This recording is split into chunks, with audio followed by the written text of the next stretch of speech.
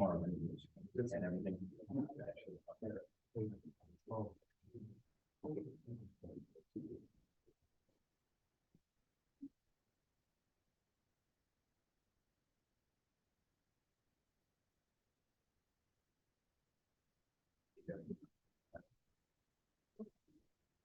Okay, order.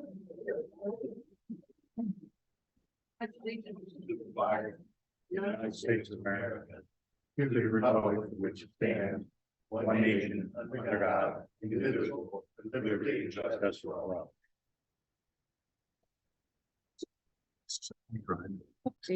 Yes, but wrong exhibit. The recent function in the development application filed by Green Hills LLC. The last substantive hearing was January 10th, 2023. Thereafter, we had a continuance hearing January 30th, I believe. The reconvening here March 1st. Case. I'll turn it over to the council. I guess before we do that, we should, just for housekeeping purposes, ask if there's anybody in the room that wants to request party status. We will offer that or invite people to request party status at the beginning of the hearing. If anybody joining this late, give that opportunity at this point in time.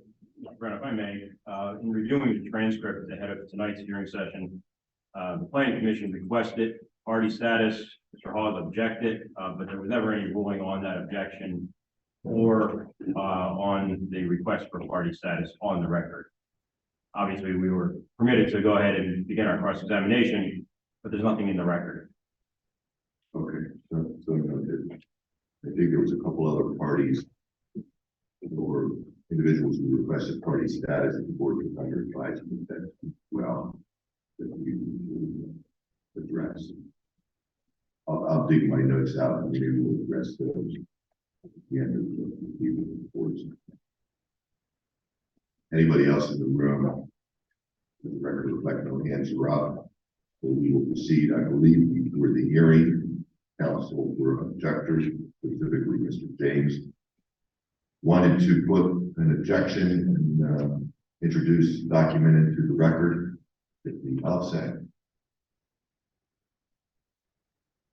Please, is this on? It is. Just speak directly into the microphone so everybody can.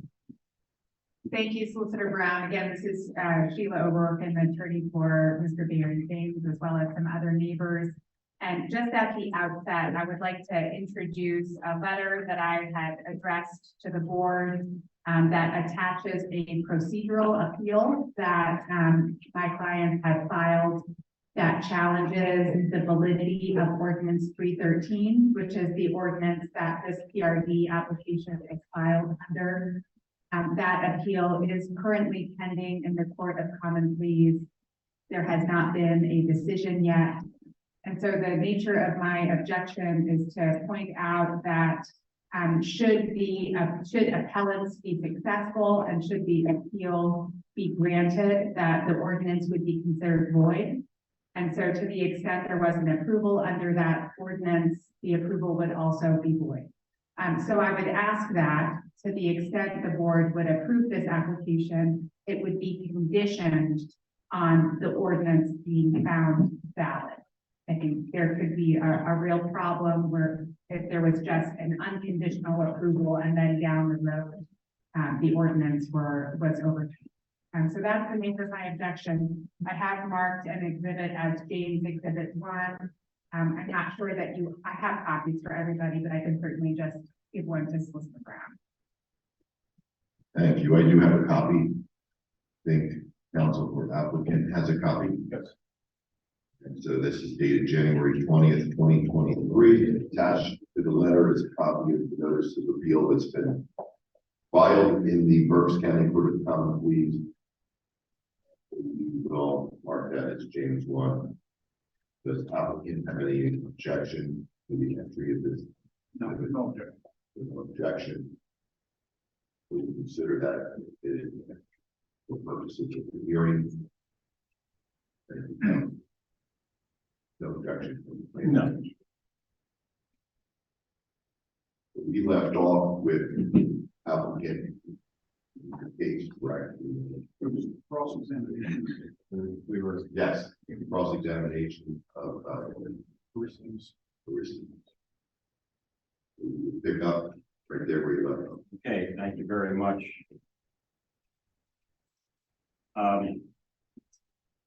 The witness have available to him, exhibit A18 and exhibit A19, which are the revised PRD plan submission.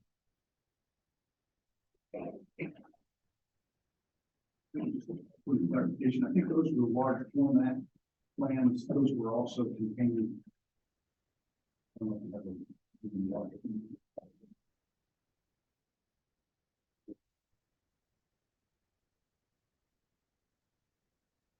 They were large engineering sheets. Display them, or we could put them up on the screen. What was like us to do.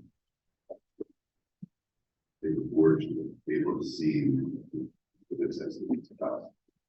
Well, they were.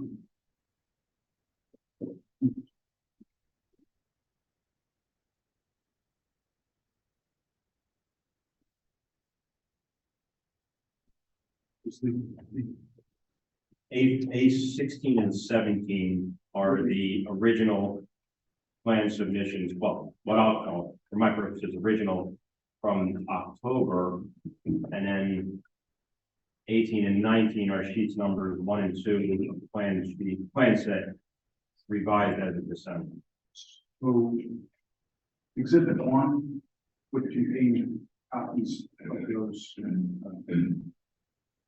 of the plan sheets from the October 24 submission. Right. And exhibit 7 will have copies of the plans that were submitted December 6th. Again, I don't know if it will be exhibits in all of them, on all of them. Why don't we, Mr. Gill, what do you want to witness? Oh, that's great. Pull them up on. So 18 and 19, sheets 1 and 2. Very good. Thank you. And for housekeeping purposes, I know the applicant had suggested a point that there might be revised plans. Can we cut to the chase and ask whether there are revised plans or whether 18 and 19 are the current plans? 18 and 19 are current ones. Okay, I don't want to spend a lot of time on 18 and 19 if they're now obsolete. Understood. Okay. For the record, we should mention that we are broadcasting the hearings via Zoom, so there are an opportunity for members of the general public to observe via Zoom, but we do have all witnesses, attorneys here in person, members of the board here in person. All right, thank you. So, Mr. Otero, using exhibits A18 and A19, which again are sheets numbers 1 and 2 of the revised PRD plan set, can you start us off by telling us what the total area of the property proposed for development is?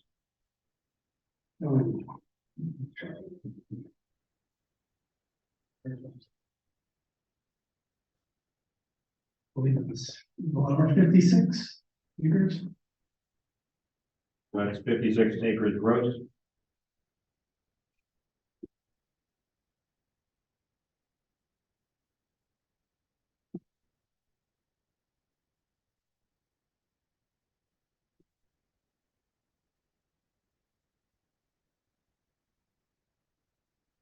Excuse me, 56.674 acres gross. And for purposes of Narvin Township ordinances, in calculating, in developing the plan, the site plan, did you have to net out any areas? We just right away and easements. All right, and did you net out those areas for purposes of this plan? Yeah. And what is the net plot area?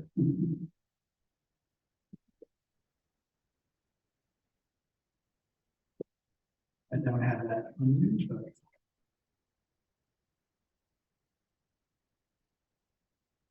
Is it found on the plan itself?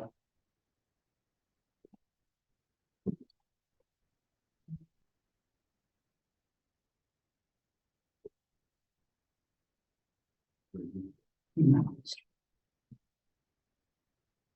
Maybe to help us and have the plan oriented that you use the table. Yeah, I think down at the bottom, this first sheet over there. Click the bottom left-hand corner. Okay. Oh, here we Well, let me ask this. go. Sarah, Is the information responsive to my questions to be found on the exhibit A18?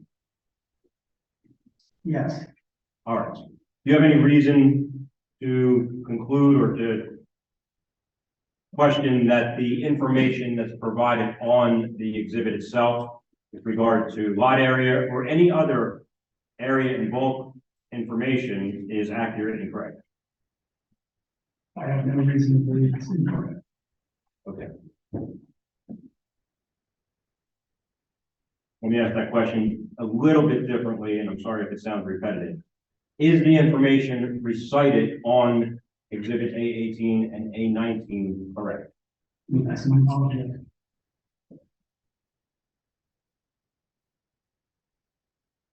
All right, and again, I want to be clear here, so there's no question. I'm not just asking about lot area here, I'm asking about all calculations for zoning or any other ordinance compliance as recited on the plans. I promise you this isn't a gotcha question, I just want to make sure that we're all playing from the same cycle. You're talking about the tables provided on sheet 1 of 2, the zoning requirements for mixed use residential overlay. Excuse me, landscaping requirements, parking requirements, acreage tables, yes, Okay, and all of the notes as well? yes. Okay. All right, so 56 plus, give or take, acres gross. The net, you don't know off the top of your head here tonight, but it's recited on the plan set. What is the total acreage on the plan that's recited as common open space?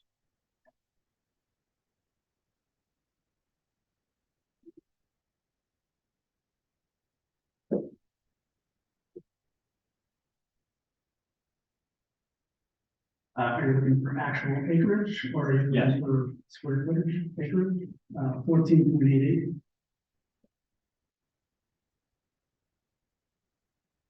All right, is that recited on the plan in both acreage terms and in square footage terms?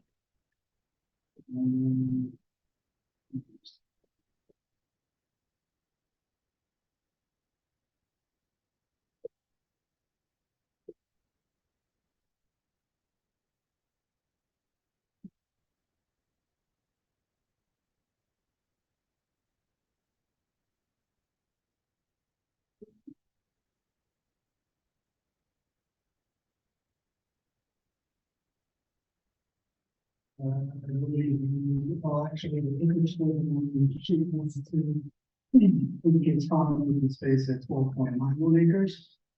So not 14.8, 12.91? Okay, so we have 56 plus acres gross, something obviously less than that for net, and the common open space is recited 12.91 acres on exhibit A18. Is that correct? Yes, Okay. What is the calculation of the area recited on exhibit A18? For that matter, on A19 as well, for active recreation space?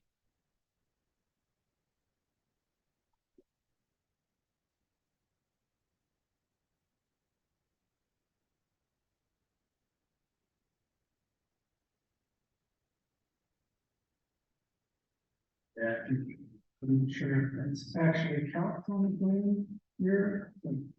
We're indicating 33.9% back open space. I'm sorry. So you calculated the active 2.1. to 2.1, I'm sorry, 2.19 acres of active recreation, which you calculated 2.19 is the numerator 12.91 is the denominator, and you're coming up with approximately, I'm sorry, with what as a percentage? Over 30.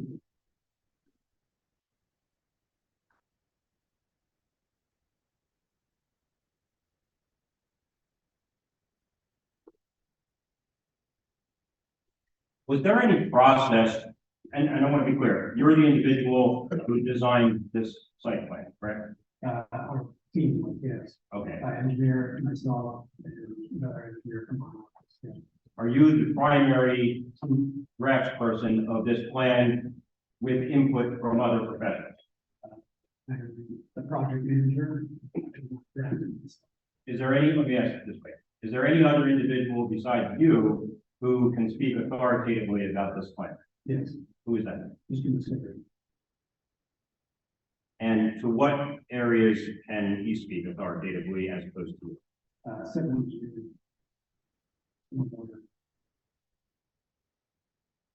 When you say civil engineering, I think I have an idea of what you mean. I'm just trying to understand the difference in responsibilities here so that I know to ask the right person the right questions. So stormwater, I understand you can't speak about Correct. stormwater in any capacity, correct? Is that correct? Okay. What can you, what do you see as Mr. Masseri's responsibilities from a civil engineering perspective as opposed to yours from a project management perspective with regard to speaking authoritatively about this plan? I'm not sure how to answer that, but I would suggest that I oversee the overall project process. While Mr. Masseri oversees the technical aspects of engineering of stormwater facilities. Okay, all right. So with you serving as the project manager and you just said overseeing the staff,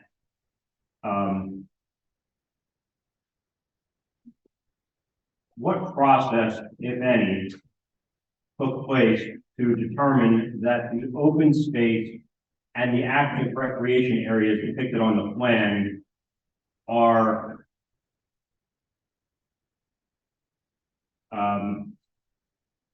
designed for the use and enjoyment of residents of the PRD? So the intent was to develop this with mixed-use residential, so we've got townhomes and single-family homes. And to create an open space that moves through this proposed community, to allow people to enjoy the entire east-west and south area rather than shutting it off into a corner where certain residents may have to walk across the entire site to get into open spaces. All right. I think I may have asked you this at our first hearing session, but let me ask again if I did. Are the open space areas as depicted on this plan, right there, which was designed first? The open space areas on the plan or the layout of the dwellings? I believe we got a request to maximize the development, but there is not a cart before the horse. They are worked into a plan or a design together. Because certainly we've got a request for the number of units and general layout, but we also have requirements and needs for the community and for the township. Mr. Terry, is it fair to say that you were given a template, this is the property, Yes, and that you were given direction or request, like you just said, for maximization of the yield, and by that I mean number of units? Is that fair to say in that sequence? And then you planned for that number of units, and then following that, you planned for, or you depicted areas on the site plan for open space. Is that fair? close, yeah. Well, Yeah. correct me where I'm wrong. Well, to determine the maximum yield, We certainly have to look at all of the requirements, whether they're buffers, screening, open space, stormwater, so they're not mutually exclusive. We come to the maximum yield based on kind of backing in, okay, we've got right of ways, we've got easements, we've got open space requirements, we've got stormwater requirements, what is that actual maximum yield? So they're not mutually exclusive. While we might have a request for a certain quantity, it's not, hey, we're gonna jam it in here and deal with what we have left. They work together. Okay, I understand your answer. Again, I'm not asking you to agree with me from a legal perspective. I'm asking you to assume that the ordinance has a requirement that each component of open space measure 1 acre in area. Did you design or did you prepare any version of the site plan that would respect that requirement? Again, assuming that is the requirement. Sure, but the ordinance indicates 1 acre or 50 feet in width, I believe. So. Is the answer to my question no? Is the answer to my question no, that you didn't do a version of the site plan that contemplates 1 acre open space areas? Oh, no, we do have open space areas in excess of 1 acre, so Oh. yes, the answer is we did contemplate that. My question to you is, I want you to assume with me, for purposes of my question, that the ordinance contains a requirement that each individual area of open space measure 1 contiguous acre at least. That's the situation I'm asking you to assume. If I could, I want to state an objection.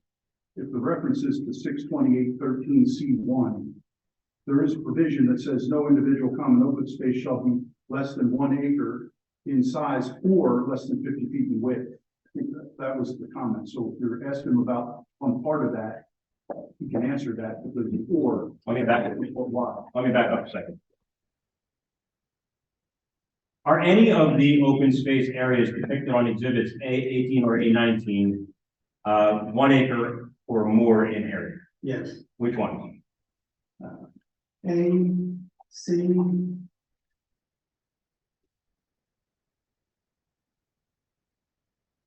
D is a dog, L.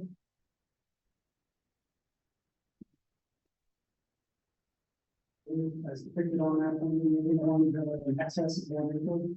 Are there open space areas depicted on exhibit A18 and A19 which are less than 1 acre in area? As depicted on the plan, yes, and identified. Okay. Did you prepare a version, even if it was conceptually, of a plan for this property to be developed as a PRD, which showed each individual area of open space measuring at least 1 acre in area? Would you agree with the proposition that if you had done so, you would have yielded less than the number of units which are shown on A18 and A19? Is that a fair conclusion to draw? I don't know that. I don't know what that actually. Because you didn't do that analysis. I'm sorry. Take it over.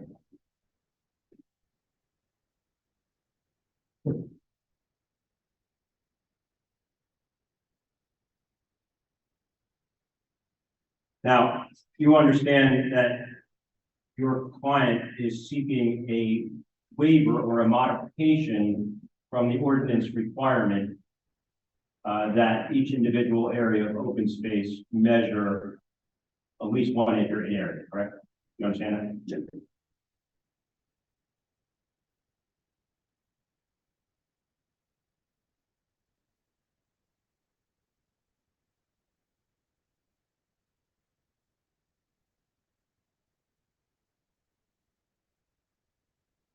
Now I'd like to focus on active recreation areas.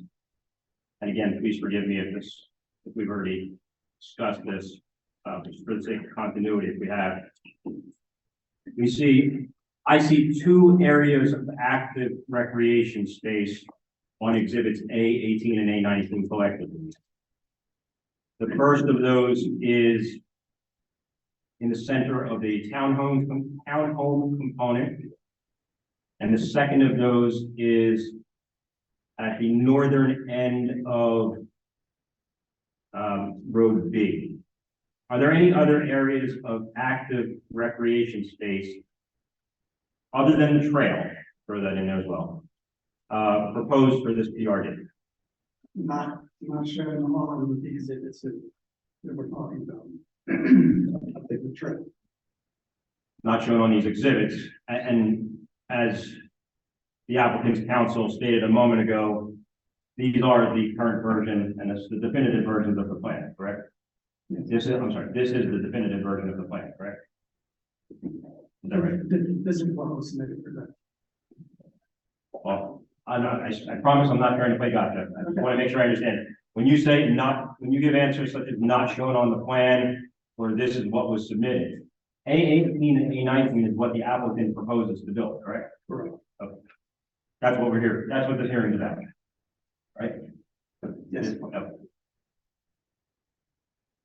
So the two areas of active recreation space that we just talked about, are those the areas that make up the 2.19 acres, which you referenced earlier in the testimony? No, those two identified boxes, so it's indicated as open space C in the middle of the townhome, the northern end of Road B are areas specific for something like a playground or whatever, the court or something, but our quantity of acreage for active open space did in fact include the areas associated with the walking trail, because that's considered active.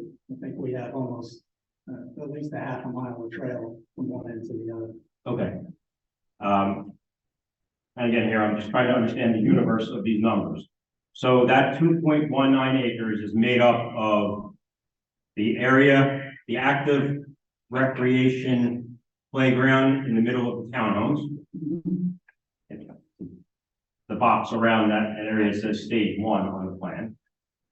And the area at the northern end of Road B and the trail. Is there anything else which goes into that 2.19 acres? Well,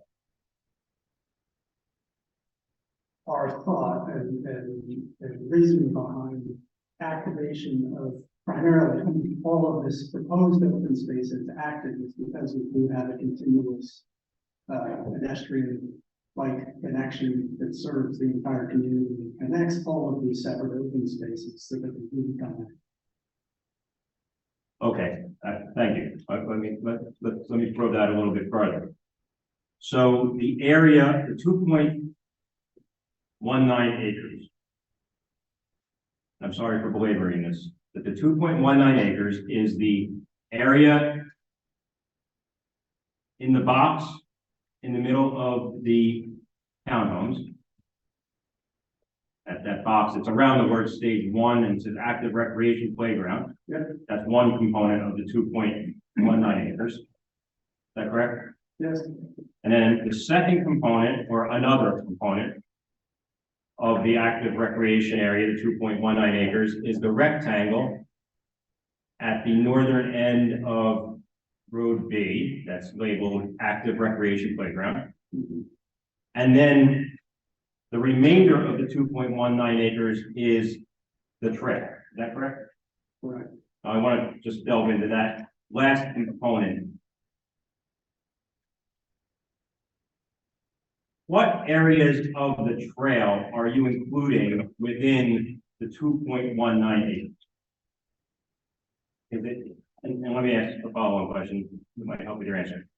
Is it just the macadam or whatever the surface of the trail, or is it something broader? It's broader than that. Can you explain that? Yeah, so I honestly don't recall how far out we went from the trail. We do have a proposed 8-foot wide paved trail for walking, biking, whatever. I can't recall how much we offset or if we included, an offset from each edge, since it is open space, there's the opportunities for staging or that sort of stuff immediately adjacent to the trail. But our thought was that this trail activates a lot of the otherwise open spaces. So I don't know that I have a physical boundary shown on the plan identifying, excuse me, with identifying what the bounds of what that 2.1. But that calculation had to have been done because you arrived at a number, 2.19 acres. Yeah, So would you agree with me that the calculation was performed, you just don't have it? correct. Who would have it? I don't know if Mr. Misery would have it, or not a member of our team. If our other engineer would have that count. What is Mr., when you say the other engineer, is that Mr. Misery? Somebody else? It is Mr. Misery? Mr. Misery. No. But your testimony is that included in that 2.19 acres is something broader than just the rail circuit, correct? Yes. Okay. But you can't tell us how much broader. All right. Returning to the wider, excuse me, broader, but returning to the wider category of common open space. How much of the 12.91 acres of common open space is also planned for stormwater management?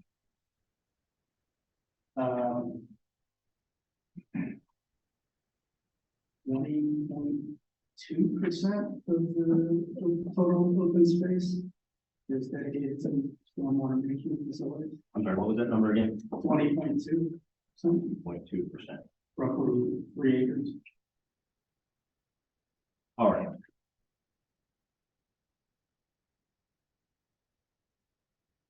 Between the last session of this hearing on January 10th and this evening, your client commissioned somebody to do stormwater management testing at the property, right? Correct.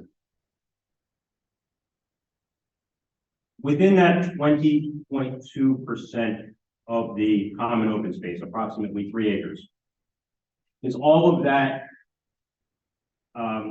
above ground stormwater management?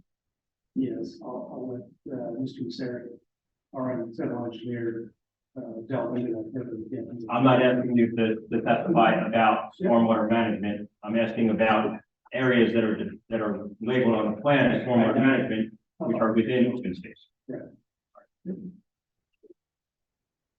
So all of that 20.2% or approximately 3 acres is above ground stormwater management, correct? Correct. Are there any areas of the common open space, 12.91 acres, which are contemplated for below ground, underground stormwater management facilities? Not this point. Okay. Is all of the stormwater, again, I'm not asking you a technical question, is all of the stormwater management proposed for this development to be above ground? I believe so, yeah.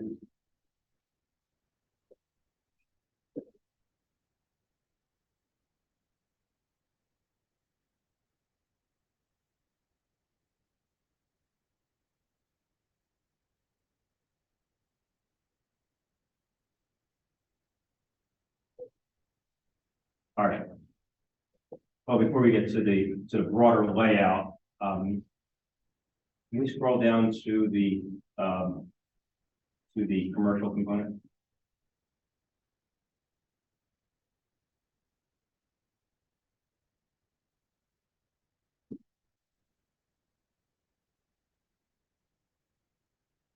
Mr.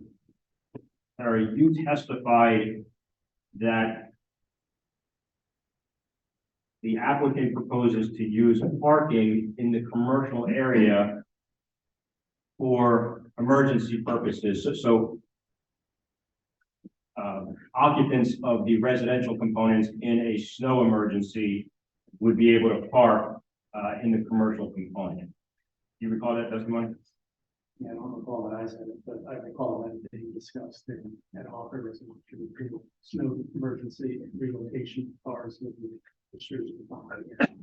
Is that does that proposal remain part of the plan? So, yeah. What is the distance from the furthest residential dwelling unit proposed on A18 and A19 to the closest parking space, which would be able to be used by residential occupants in the event of an emergency? I don't know that caliber.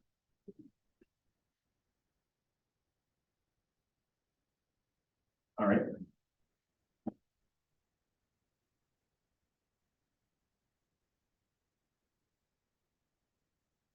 It's something you should never do, but I think the furthest may be close to 1,000 feet. All right. Is there any open space or, oh, let me back up a second. Can you give us that that gross area of the property calculation, 56 plus acres? Does that include the commercial component? Yeah, I believe those, yes.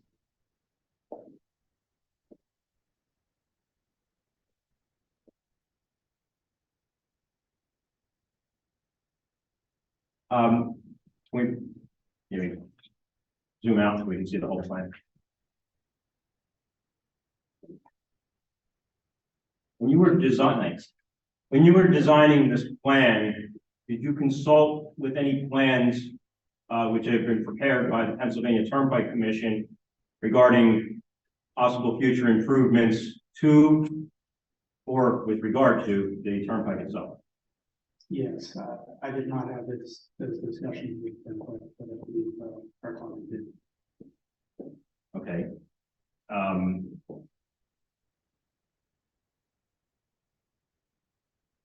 The client had conversations with the turnpike. Did the client provide you with any information from the turnpike which helped you or which you utilized when designing the plan? Yes. What information was that? The changes to the southwest portion and the realignment of Willow Green Road to allow, I guess, some widening and improvement.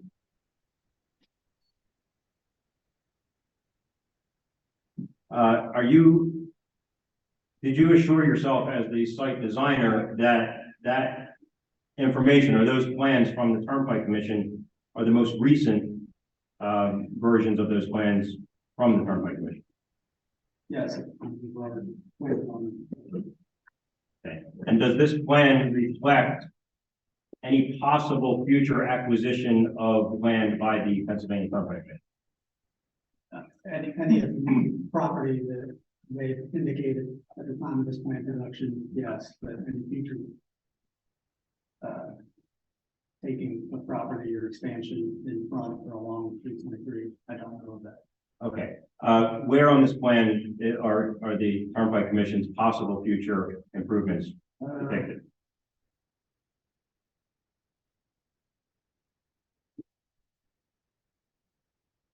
I don't know if this actually shows the conceptual plans from the turnpike.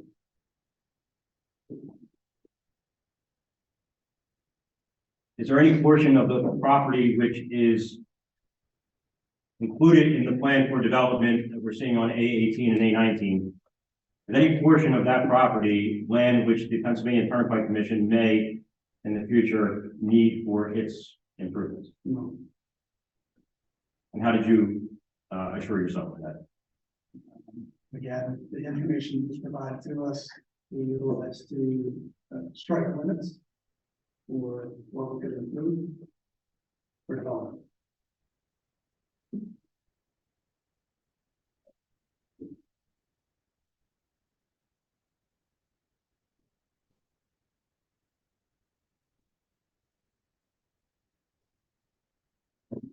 Go bear with me one moment.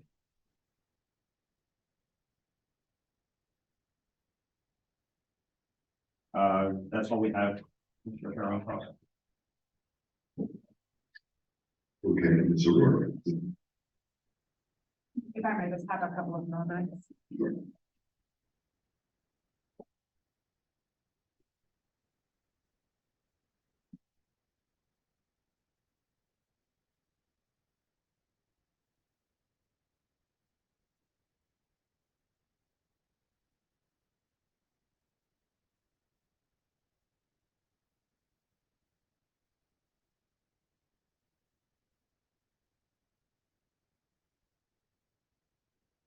Mr. Otero, my name is Sheila O'Rourke. I represent the neighbors. I just have a couple of questions for you. One of them relates to the area of the property for townhomes. And you may have already testified to this, but is there any on-street parking in that area?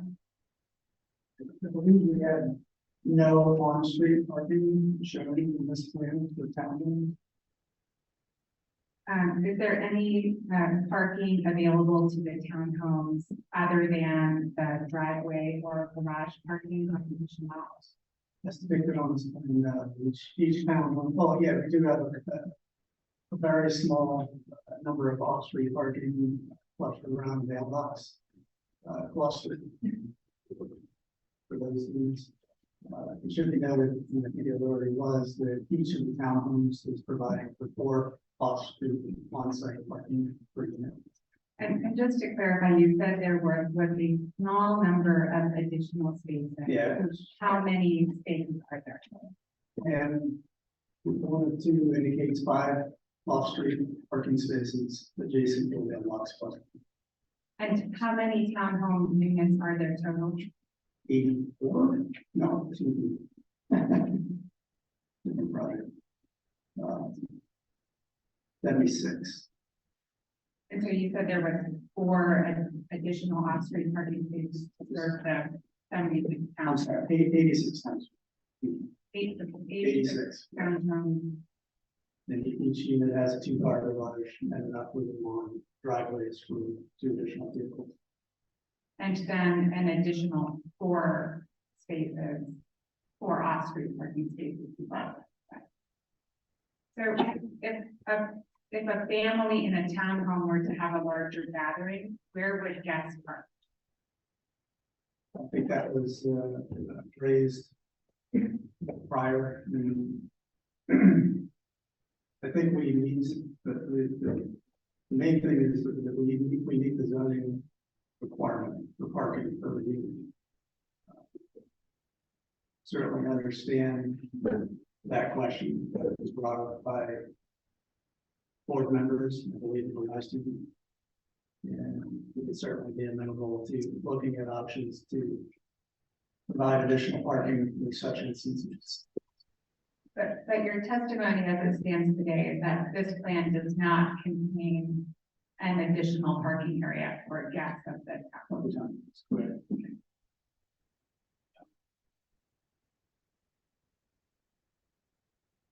Mr. Gill had asked you some questions about open space and about stormwater management facilities within open space.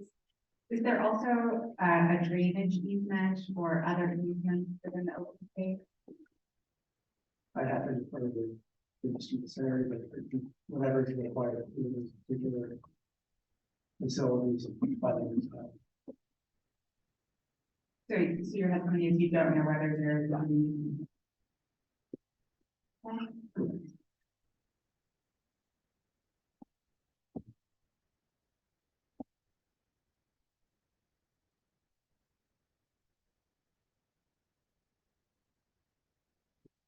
Mr. Gill asked you quite a few questions about open space, and I won't repeat them. But could you please tell us how many distinct areas of common open space there are on the plan? So the plans resubmitted indicate open spaces A. Oh.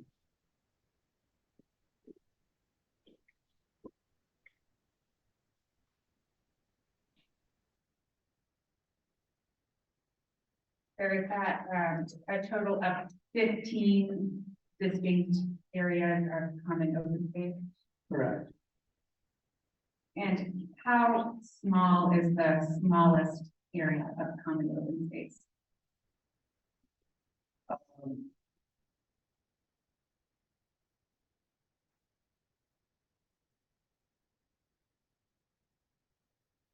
On the eastern end, I would say that's 0.15. If you had a small portion within the town that's around that mailbox, and off-street parking, it's labeled as 0.07. I think it's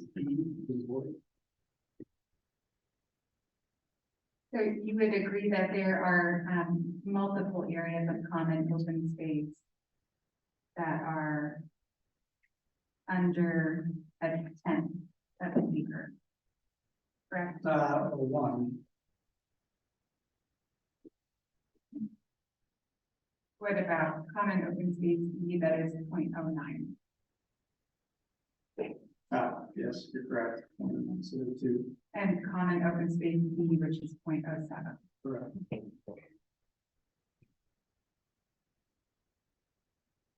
So open space, if you see the plan, we do have, and that's along the local end in the southwest corner of the plan that's on the screen with it there.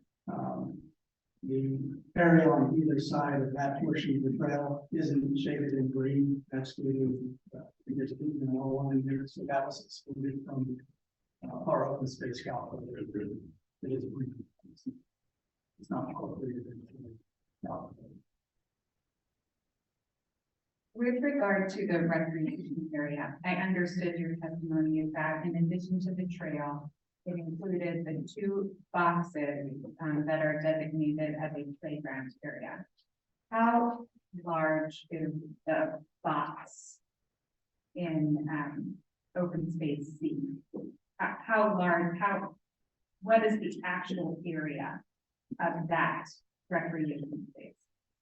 I don't have that count for square footage. Do you have the calculation for the other playground area that is in? No, I don't think we have on these identified the actual square footages of those individual boxes shown. Is that information that another individual testifying would have? Maybe, I think our intent was to try to figure out what actually belongs in them. And just identify areas on the plan that would suit that type of equipment.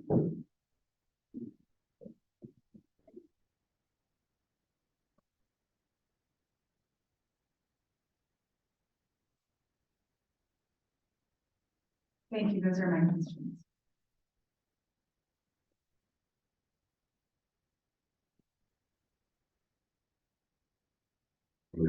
Parties not represented by counsel in the room that have questions for the witness before we move on. Parties, individuals granted party status, not represented by legal counsel.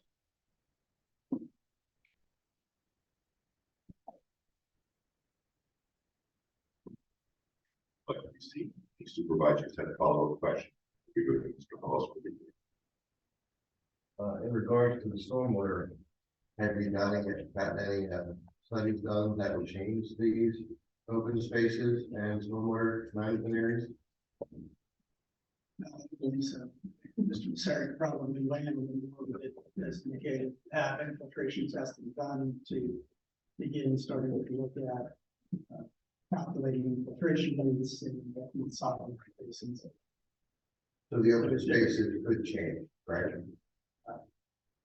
I don't believe they have to. Okay.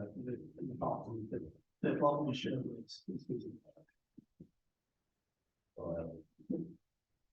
Just one follow-up question. We don't recall it being addressed yet. There's a comment in the township engineer's review letter concerning accessibility to the trail.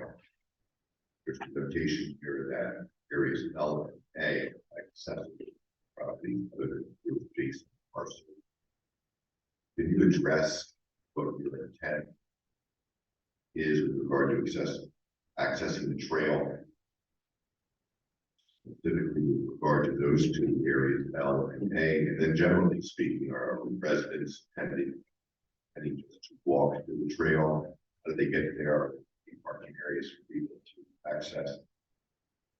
Again, specifically with regard to areas L and A, which currently are not accessible to properties other than walking to adjacent parcels. Right, at this point, area A is north, excuse me, north of the townhouse development south at Roth Drive. While we do show that trail touching the extent of the right of way from Roth Drive, we correct do not show any form of trail going behind those townhouse units to directly access area A. But yes, but at this point, it wasn't contemplated. Condition that residents just need access elsewhere. Just as simple as that. Probably, yeah. And it's your intent that the trail would only be available for residents, so it would be a private trail. Yes. What measures would you take to force that? Well, I'd let the developer answer on as far as means and methods. Fair enough. I guess from a design perspective, is there any design measures that have been implemented to No, control access? other than the potential side.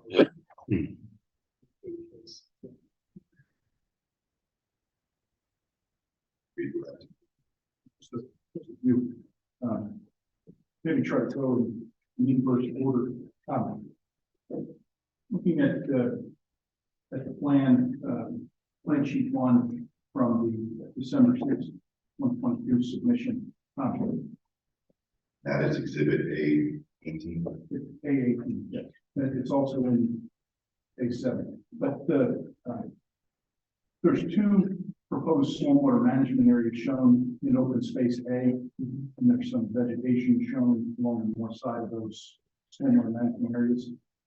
There's no active walking trail, but there is open space that is not part of the common elements or limited common elements for those townhomes at number 30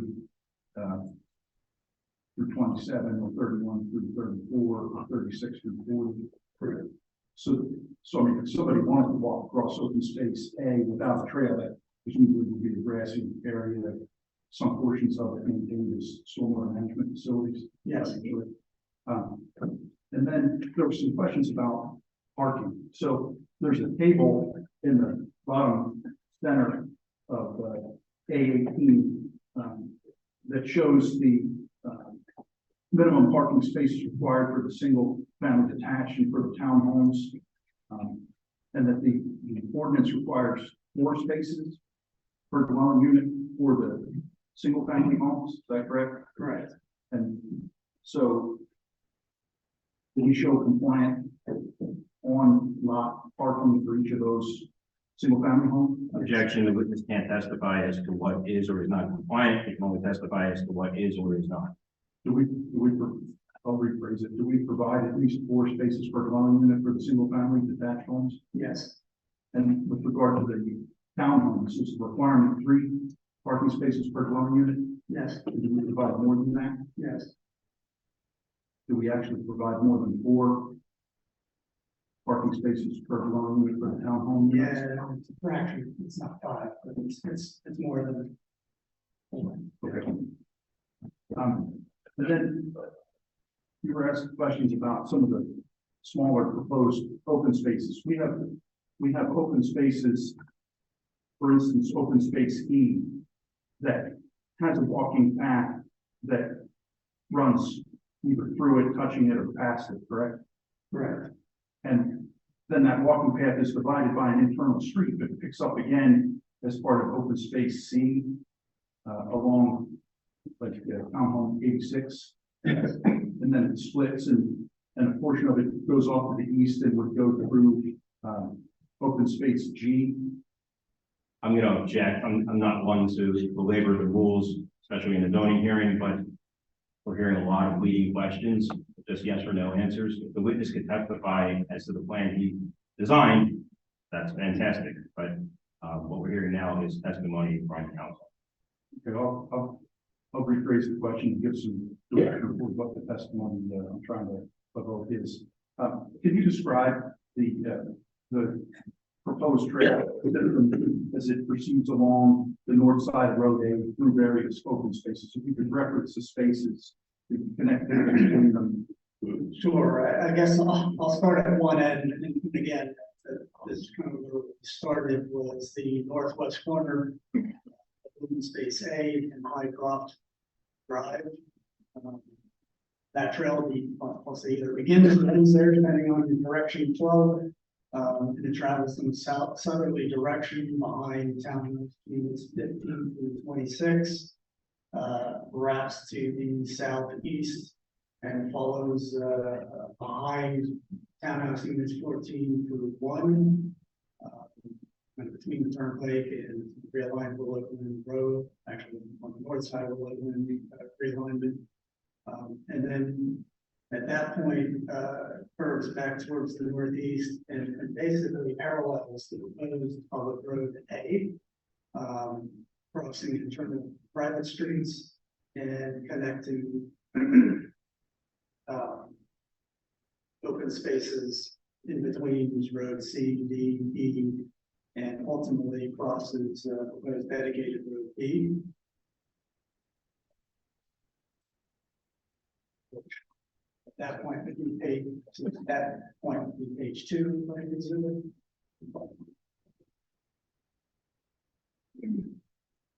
Again, sure it's on the screen, so anybody following. Again, it parallels Road A to where Road B intersects, crosses the proposed public Road B, and wraps around ultimately through the open space K, and then back in. So the plan identifies numerous open spaces that you just described.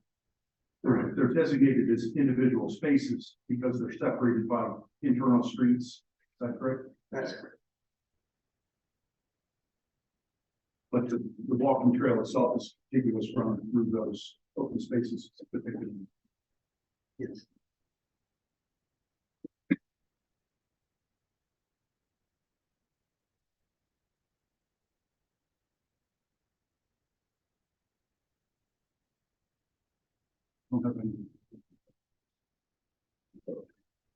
Just one on recross, if I may. I'd like to revisit the active recreational space calculation. The 2.91 acres is, I'm not gonna ask you about the trail again. You said you don't know how far out you're calculating on the trail. But the 2.91 acres includes every square inch of land which is in the box in the middle of the townhouses and the rectangle at the end, at the northern tip of Road B, correct? Correct. All right. Is it your testimony then that every square inch of land within that box and within that rectangle will be used for active recreation space?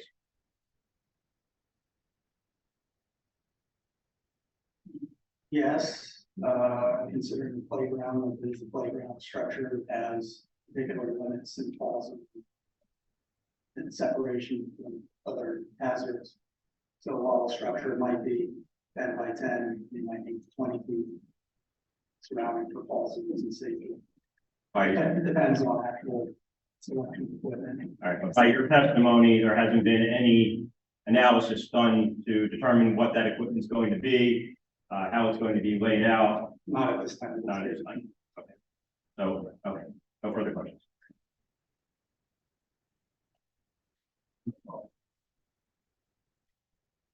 Next witness.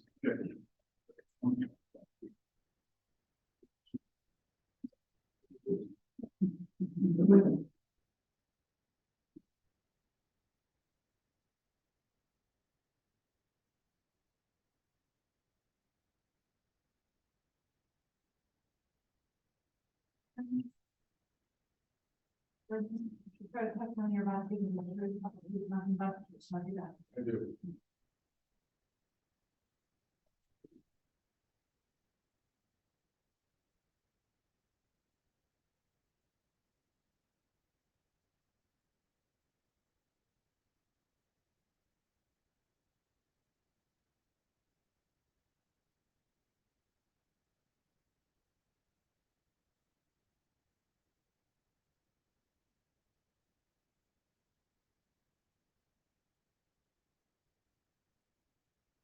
So how about we take a break now, so we're between. Well, you don't stop in the middle of one. If David's like.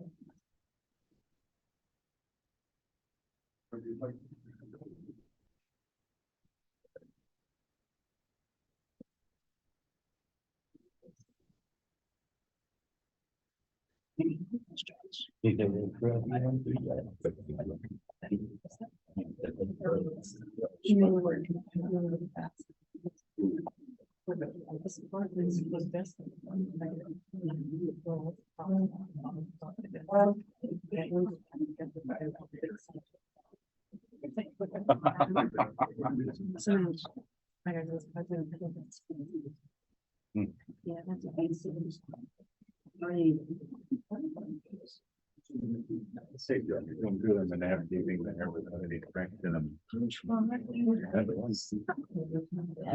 wouldn't buy them.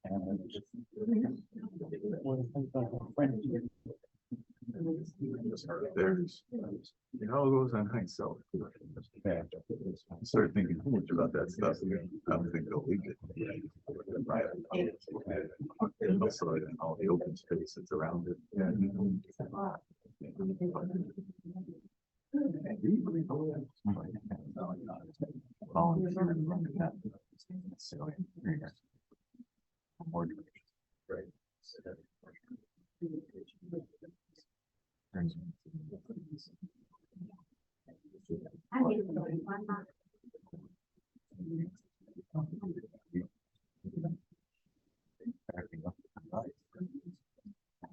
Even the acreage, I was looking at the acreage. What's up, Apple? Not much.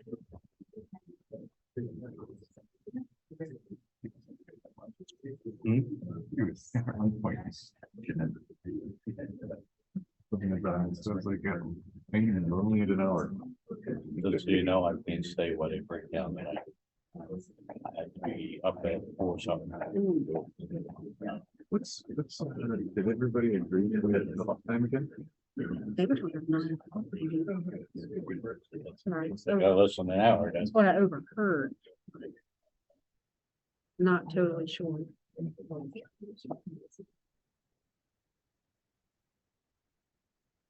Somebody had to be. more after this. At least at this rate.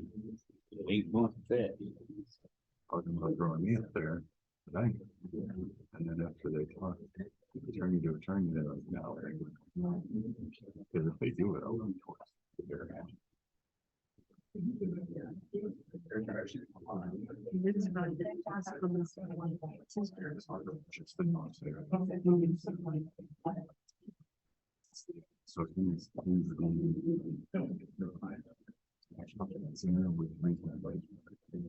purchased by this company, not him personally, but he used to work for Snap. And then they acquired something. But he, because he knew the area and part of the company going on.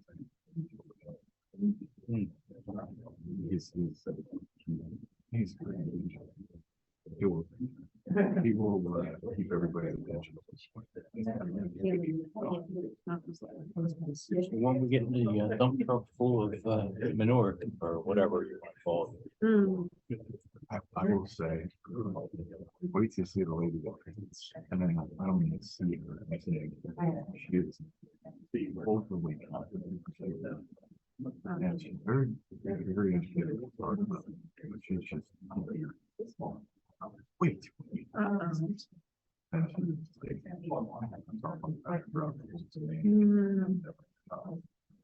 Thinking it's a slam dunk. the thing, well, think the last couple of things we've been telling them that letter outside, but it was, hey, we don't like your driveway, but it's also not zoning. Are, that's the only. They were like, yeah, we told about that. But it's zoning. Oh. And not to mention, if you put it there, you're gonna be paying proportional to signal time, because that's a long time playing by the township, it's gonna be a requirement of the plan. Actually might move that. Bigger than that. Where they've done it before, is it's a few states for that kind of stuff. And the use was considered agricultural. And it's zoning issues. Back to the zoning, they need to rethink it and start approaching it, focusing on it, and it's gonna be a lot of. It was a good meeting. But they acknowledge. Hey, how are you, sir? Zoning is compliant. Getting any closer? But that might have been playing, their attorney played. As long as one of the trucks don't dump the load. You ever see the pictures of McDonald's? No. It was, Manure. well, this was not manure. But they're saying. And Animal? liquid foods. So animals, no, only if it was a process and some sort of unusable. If anything could be ever reused as food, like it's just excess, they won't take it, or they encourage it to go to places they're looking for food that's expires or unable to be reused and so on, but processed. And they said they would not. So they do not do that, because that was a question.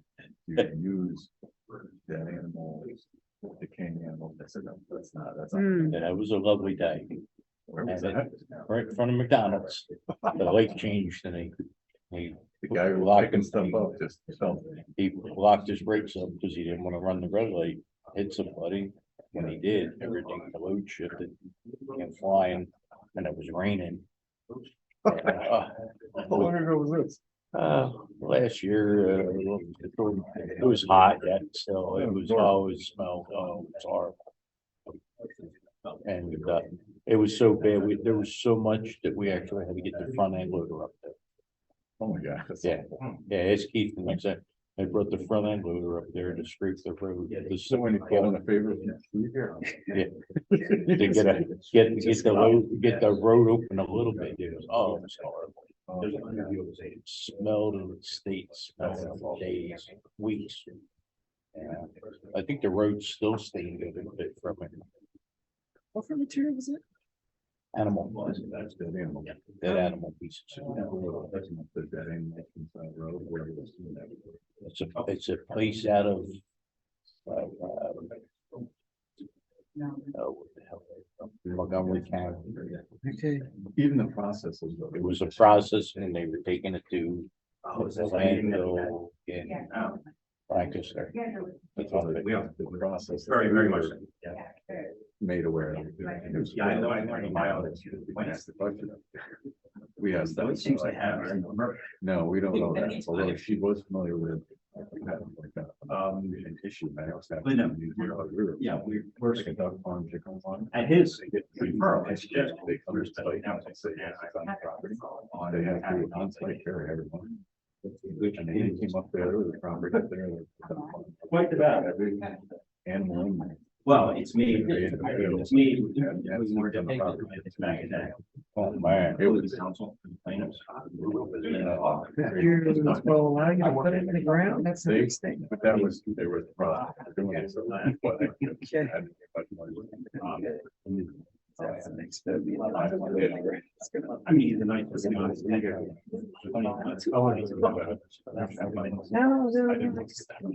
gone. This is crazy. I heard this is, I know they have this. Well, it's not just. Come on. Yeah, because they, zoning that was changed and passed is in. PRD process, which is like a kind of. Zoning, but to be clear. Because the zone. Got his decision. That are Zoom. We need her for the phone, so we can still try and help. Yeah, I'm gonna get an email together, so. Get her off the couch. Forgot the gavel. Oh, you want me to go get it? No, I usually don't. We had an executive. That's really Oh, okay. So I can go home, don't come back. To allow that. PRD. How you been? So, no sense playing. Yeah. Get the truck, right?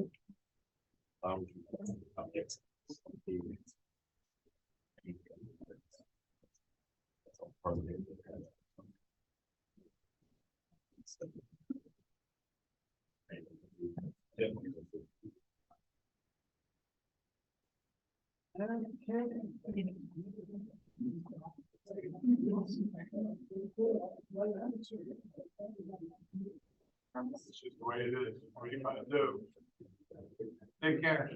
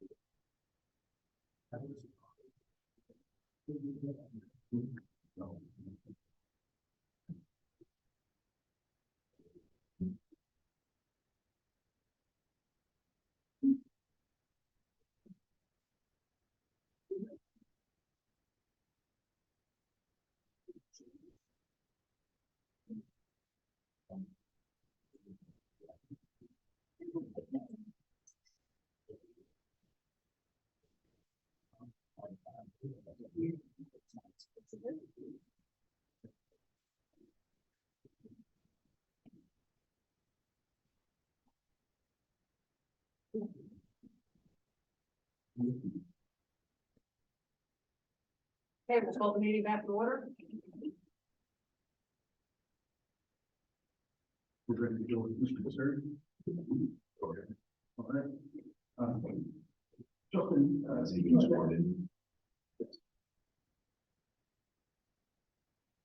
identify what we do as exhibit 4. Yeah, that's my CV, which outlines my, my work experience as a civil engineer. How long have you been licensed as a civil engineer? I've been licensed for about 7.5 years, but I've been practicing as one for 18.5. Your CV lists work history and your educational background. That's correct. Have you worked on doing stormwater designs on other residential and commercial development projects? I have, yes. How long have you been performing that type of work? Since I graduated from college, that's all within 18.5 years of experience. And you also do civil engineering work? Yeah, correct. Yes, that's part of civil engineering work. Like to offer Mr. Misery, as a professional engineer to address stormwater design and civil engineering as laid out in the pending plan submission.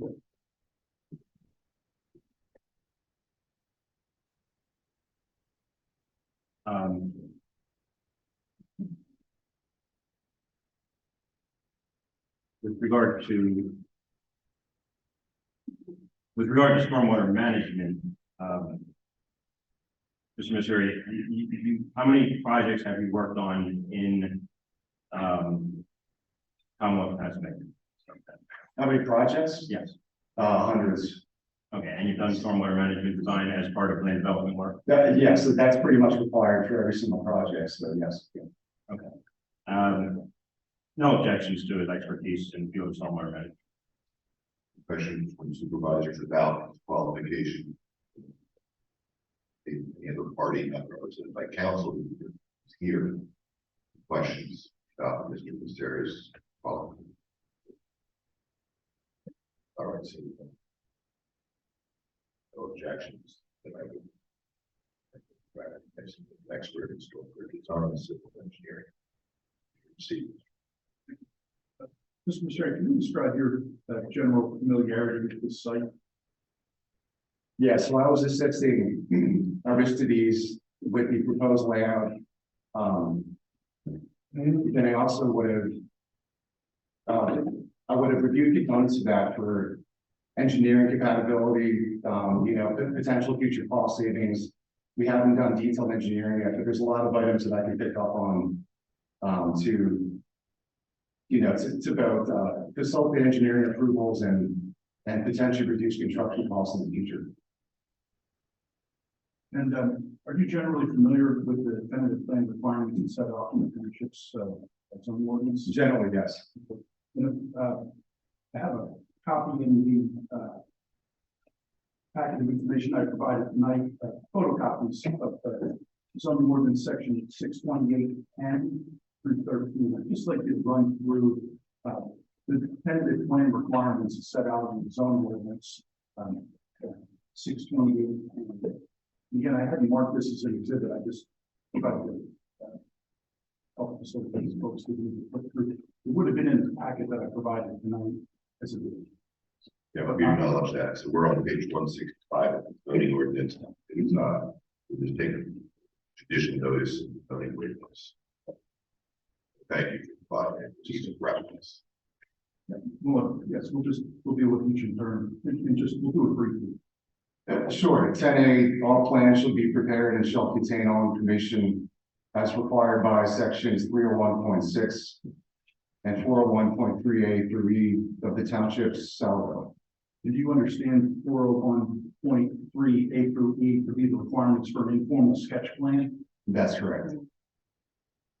And that's separate from the requirements that are set out in the ordinance for preliminary plans or final plans. Yes, they are. Those are sections 404 and 405. Yes, yeah. What information is required? What information is required to be submitted to address 62810B? The location, size, and topography of the site, and the nature of the landowner's interest in the land proposed to be developed. So we did perform a full site survey to comply with most of 10B. And of course, we also noted the landowner's interest in the development as well in the plans. Just taking a step back to 62810A.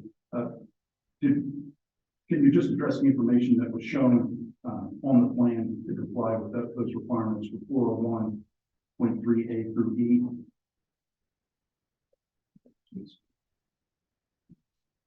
Does the plan show all proposed lots? Yeah. Yes, yeah. And for all intents and purposes, it shows pretty much all together listed in 403A3. Yes.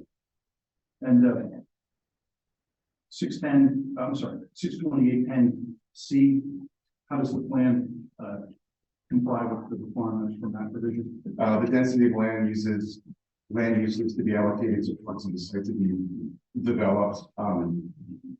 We do provide density calculations on sheet 1, which is exhibit what, 18. Okay. And with regard to the common open space, can you identify what the acreage is that's identified on the plan as the common open space? And again, reference to A18. Yeah, so it's in the bottom left corner of A18. It's actually 14.9 acres as shown under the zoning requirements table. Then again, that's a requirement of 30% open space in that, what figure does that table show as proposed? Yeah, so 14.9 acres equates to 32% open space. And then, is there a calculation, is there a reference shown on that table to what portion of that open space is proposed as active rec? And if there isn't, can you have information on what the proposed active rec area is? Yeah, that area is not provided on exhibit A18, but we have that figure at approximately 33.9%, which translates to 5.05 acres. So we marked an exhibit 25. It's on there on the desk here. Identify what's been marked for the record as A25. Yeah, Exhibit A25 provides values and percentages for total open space, the total stormwater area within the open space, and the total active rec within that same open space. That, and those calculations come from what's depicted on A18 that does not contain on the table. Yes, that's correct. And you were present to hear the testimony provided by Mr. Otero regarding figures for active rec and stormwater areas. Yes, I was present. And are your figures show slight differences from what Mr. Otero testified to? They do. And do you believe that your figures are? Well, Mine are correct, yes. So for total open space, I like to correct that value to 14.9 acres. And then for the area of active rec, I like to correct that to 5.05 acres. and what does that come to as a percentage of the active rec within the, I'm sorry, that's fine. But it's active rec or stormwater? That was for active rec, so that the 5.05 acres of active rec translates to 33.9% of the total open space value. And that by ordinance, that value is to be between 25 and 35% of the total open space, correct? That's correct. So we fall within that question. Okay. And then what's the total stormwater management area that's identified on A18? That is 3.01 acres or 22 or 20.2% of the open space. And what's the maximum permitted? 25% is the maximum permitted, so we're below that value. So again, the figures that you just provided are slightly different from what's shown on Exhibit 25, but your testimony is correct. That's correct. Now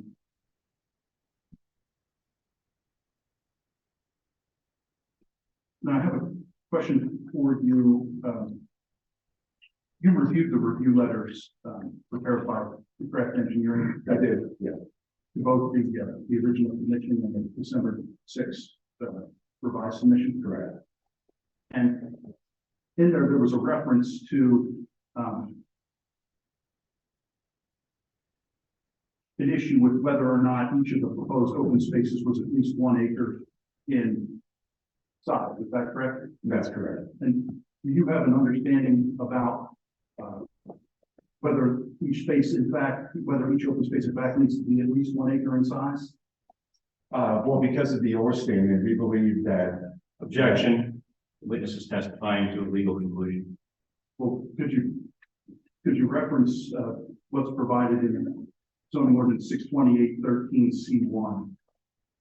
No individual common open space shall be less than 1 acre in size or less than 50 feet in width. And so your testimony was that that's an or, not an and. Objection. The witness is being asked to testify to a legal conclusion. Without being argumentative. We can move beyond it. The board has the ordinance. We can read it. I'd like you to reference the open spaces that are connected via the walking path on A18. And if you have an understanding, explain why those open spaces were identified as separate open spaces and whether in retrospect they could have all been combined. Yeah, so Jack, this witness has been offered as an expert in the field of stormwater management and civil engineering. There was another witness who just got done testifying, who actually testified in response to a direct question from me about whether or not the information shown on the plans was correct or not. He testified that it was. This witness, there's no foundation laid for his ability to testify to anything other than stormwater management. What's the point in rehashing the open space question? Well, again, trying to do it in a more abbreviated fashion. I did offer Mr. Masseri as a civil engineer who has reviewed, the general layout of the plan. He has worked with folks in his office to come to the calculations about the open space and active rec areas. And so I want to get into some testimony on those finer points. And I also, Mr. Otero deferred to Mr. Masseri regarding those types of calculations and testimony. He deferred to him with regard to stormwater management issues. Mr.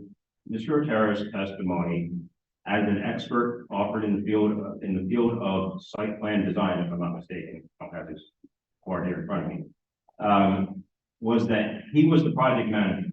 He was responsible for the team that put together the plan. And that Mr. Masseri would testify with regard to stormwater management and technical issues. So now we're hearing this witness give us different numbers from what the project manager told us moments ago, and the project manager testified, expressly testified to be correct. Now, I'm happy to cross-examine this witness as to credibility, a lot of other things, but what we're hearing from the applicant is witness 1 or 2 says one thing, and here comes witness 3 to tell us something else. The point's well taken, but I think we're going to err on the side of allowing testimony. But I think we want a little bit of insight in terms of whether it's necessary to correct some of the prior testimony. That's what you're doing. That is what we're doing. Okay. If that goes to credibility, I think because the rules of evidence are relaxed, err on the side of letting testimony or weigh the credibility now feeding testimony. Here you have the opportunity to cross-examine, but again, we want to move quickly because I know applicant wants to get through at least 2 more witnesses here tonight. So you don't want to just rehash testimony. Thank you. Do you remember the question you restated? No, I recall the question. So yeah, north of Road A, there are 3 what I'll call small pockets of open space, which are identified as open space G, open space H, and open space I. Those individually are less than an acre, and they're identified individually because they're separated by roads. But they're all interconnected by the trail system under common ownership. So despite the fact that they're separated by roads, those are being interpreted by us in hindsight as one common open space. So again, even though individually they're all less than an acre, cumulatively they exceed that 1 acre requirement. And the same question with respect to open space E, that has the walking path joining against it for some portion of this land, correct? Yeah, open space E in the southwest corner of the site behind the townhouses. That's labeled as 0.09 acres. And that was identified separately from open space A because it's separated by that existing easement. But in fact, it's really contiguous because in reality, that's all contiguous green space. It's just from a visual perspective, there's an easement that separates open space A through E. But again, in hindsight, we believe that those 2 cumulative could be considered cumulatively, which is basically taking a summation of open space E plus open space A. Okay. If I could move on to the requirements set out in 62810 E and how the tentative plan provides information on use, approximate height, bulk, location of buildings and other structures. Yes, so we comply with that with all the notes and tables that we provided on exhibit A18. And then F requires the demonstration of the feasibility, specifically references that term, feasibility of proposed water supply and disposition of sewer and stormwater. Is that correct? That's correct. And have we received willingness to serve letters from the municipal authorities for sewer and water? We have, yes. And in that packet, I think it's remarked as exhibit 22 and 23. You just identify them for the record.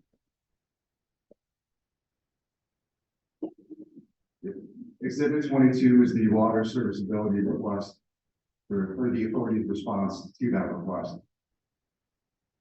And then exhibit 23 is the authority's response to the sanitary sewer request.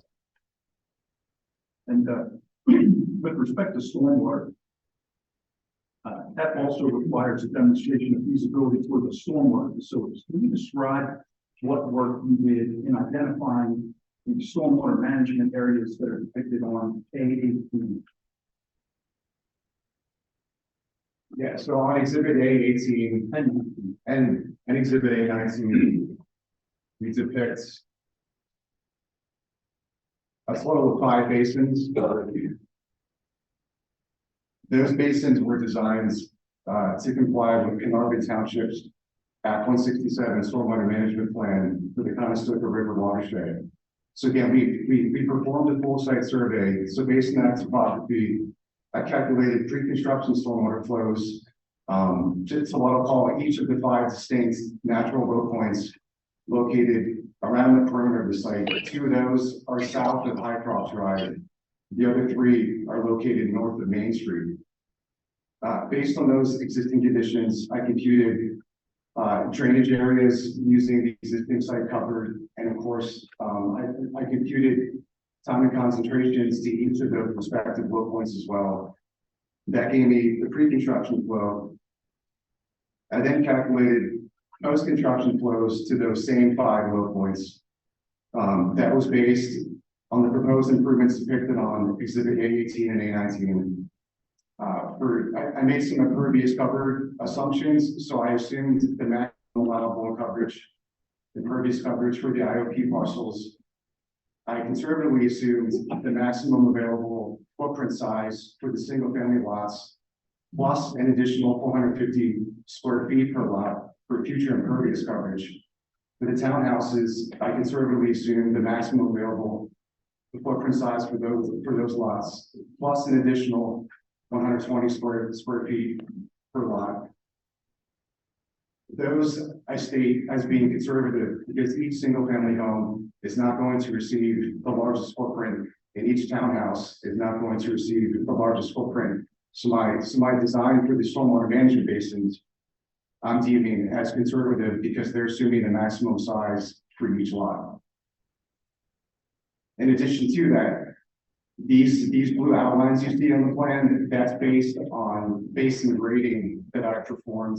And these basins were designed to reduce post-construction flows to 30% of pre-construction flows, which means that the stormwater flow leaving the site today will be reduced by 70%, which is a pretty significant reduction in stormwater flow. And can you describe, again, so this was to demonstrate feasibility of the design for stormwater. Can you describe what your understanding of the state and local permitting requirements are for stormwater? For example, yes, permitting. Yeah, so the state requirements are actually less stringent than the townships. For the state requirements, they require us to match design storms. So for example, the 100-year post-construction storm needs to be reduced to the 100-year pre-construction storm. But the township's ordinance requires that same post-construction storm to be reduced to 30%. So in my opinion, by complying with the township stormwater requirements, we will also comply with the state's. And has any additional testing been performed, whether it be infiltration testing or other site investigation work, in furtherance of development of a NPDES permitting application and post-construction stormwater management narrative? Can you describe what additional work has been performed since the December 6th, 2022 submission? Yeah, so since that submission, we have performed extensive soil infiltration testing across the site, specifically in the areas where our basins are proposed. And that information was subsequently utilized to perform my feasibility study. Would you say feasibility study in the PCSN?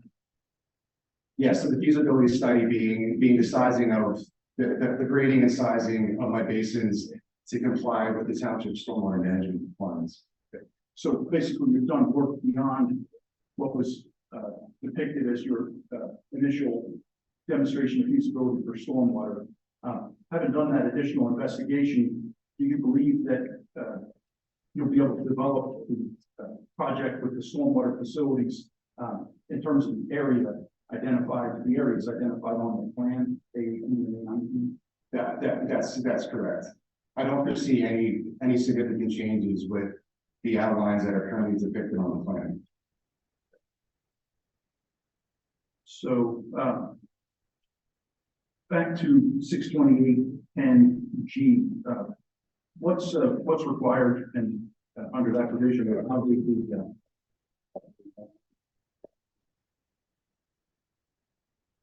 628 and G, that's on page 4.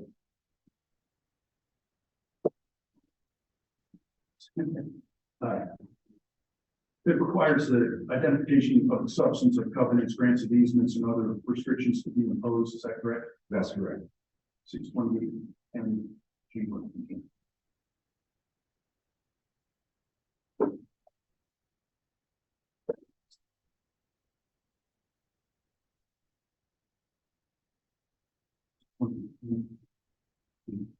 What's required and what do we provide in the application? Objection. The witness can't testify as to what the ordinance requires. He can only testify within his area of expertise, which is, unless he's also a lawyer, outside of scope of covenants, grants of easements, or other restrictions upon the land. Did you review the application? I did not review the application, no. You did, I don't need to ask you about you. H, did you review any of the information contained in the plan relative to H? I did, yes. And can you describe what you reviewed and how you believe that complies with the requirements of 628 and H? Objection. The witness can only testify as to what he did or didn't do. He can't testify as to whether or not that complies with the ordinance. I'm going to keep objecting. Just have him testify about what he did. Okay, then Just maybe I'll rephrase. rephrase the question and try to avoid objections. Can you indicate what information was provided to be responsive to the requirement in 628 and H? Yeah, we provided, partway with dimensions on the plan. I'm not sure if we noted, the parking requirements and the provided parking, for single family dwelling or townhouse, but that was.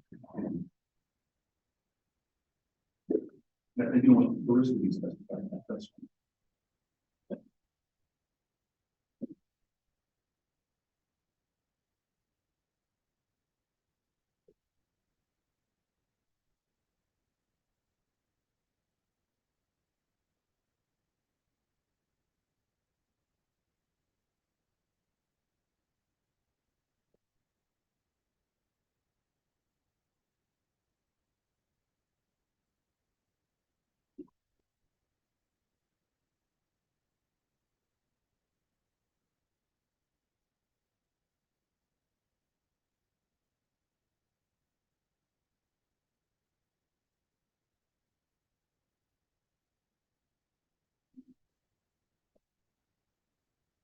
Is it your understanding that the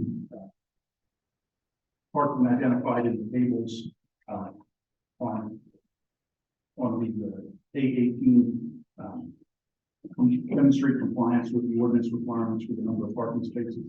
It does, yeah, yes, in fact, we're in excess of parking in the townhouse section of the project. And has the developer had your firm perform any draft in terms of providing additional parking in the area of the townhomes? We have, yes. And if the township indicated an interest in seeing parking beyond the 4 spaces provided per unit, would the developer consider trying to provide that additional parking? Yes. The developer would consider that, and in fact, we've taken it one step farther to also ensure that the provided open space is still compliant with the potential addition of additional off-street parking spaces. And the stormwater design has also accounted for that in previous coverage as well. So if those additional spaces are ultimately added, it won't be at a detriment to the plan. It'll still be in compliance with open space and with stormwater management as well.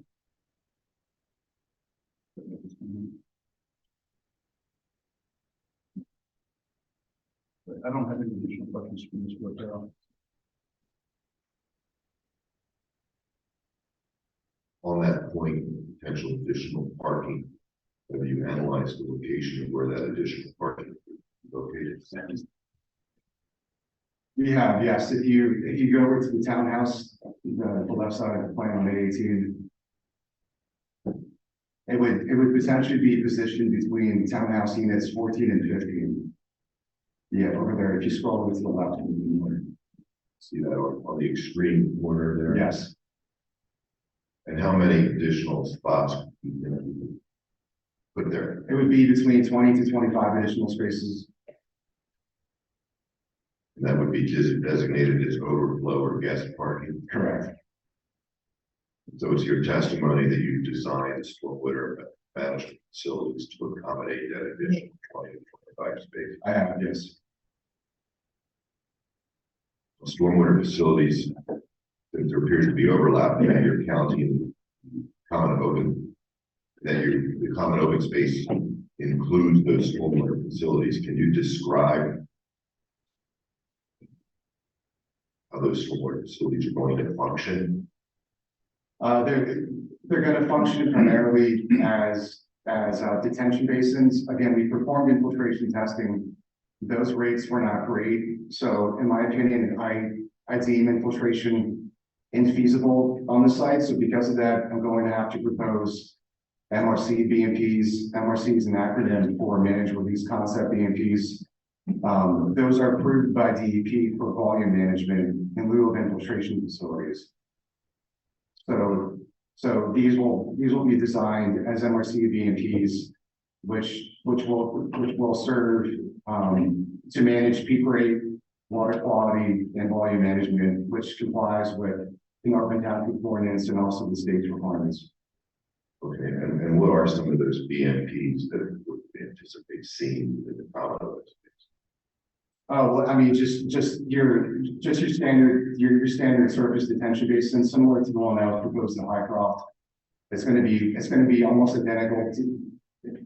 It's going to be visually identical to that basin, except to make it an MRC BMP, we have to have a 2 to 4 foot minimum depth of a special soil media below the surface that has an underdrain system in it. For amended soil? Yes, correct. But that's going to be, your typical grass finish. So again, it's going to look identical to the Highcroft Basin, but it's going to be a little bit more intricate than that to meet the state and the township's water quality and volume management requirements. Okay. What would the slope be at the base? It's going to be flat. So it's going to be dead flat. Okay. Yeah.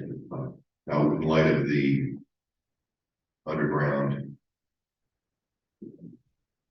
whatever you're putting underground, managed soil, what goes underneath that managed soil? Yeah. So we have to install an underdrain system at the bottom of that soil media, and that's a perforated underdrain that's wrapped in stone and geotextile to allow water to pipe into the pipe. Yes. So piping, wrapped in geotextile, amended soils, and a special kind of grass. Yeah, we haven't gotten there yet, but it could be a special type of grass that's water tolerant. Since these facilities are receiving a lot of stormwater. Would the residents be able to utilize those basin areas for activities that would be common in a common open space area for recreation purposes? I mean, they could potentially. The one benefit to these MRC BMPs having the soil media and the perforated underdrain system is that those will always 100% be dry. Because it has a means for the water to escape. Unlike your standard detention basins that don't provide the underdrain system, these ones have a way for the stormwater to always exit from the facility. So once the facility is dewatered, they could potentially be used by the public. Okay, so people could walk on them. Yes, I mean, it might be squishy, but yeah, they could walk on them. Okay. No trees or shrubbery or vegetation outside of whatever the special grass would be that you plant on. Only if that's required by the ordinance would be proposed trees in them. If it's not required, then it'll just be a grass mix. Okay.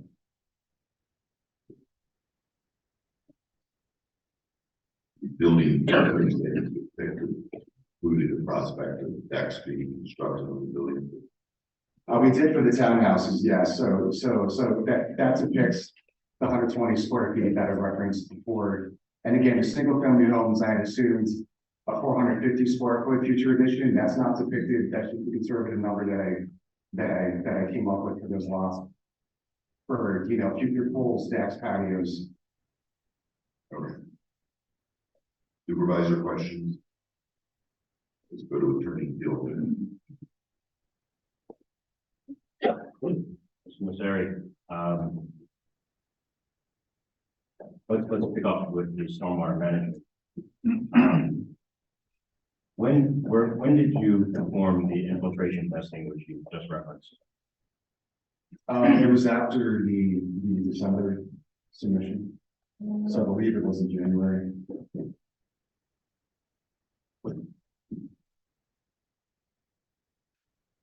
And the results of that testing, the result of that testing is your conclusion that infiltration is not feasible anywhere on the property. Is that your testimony? Correct.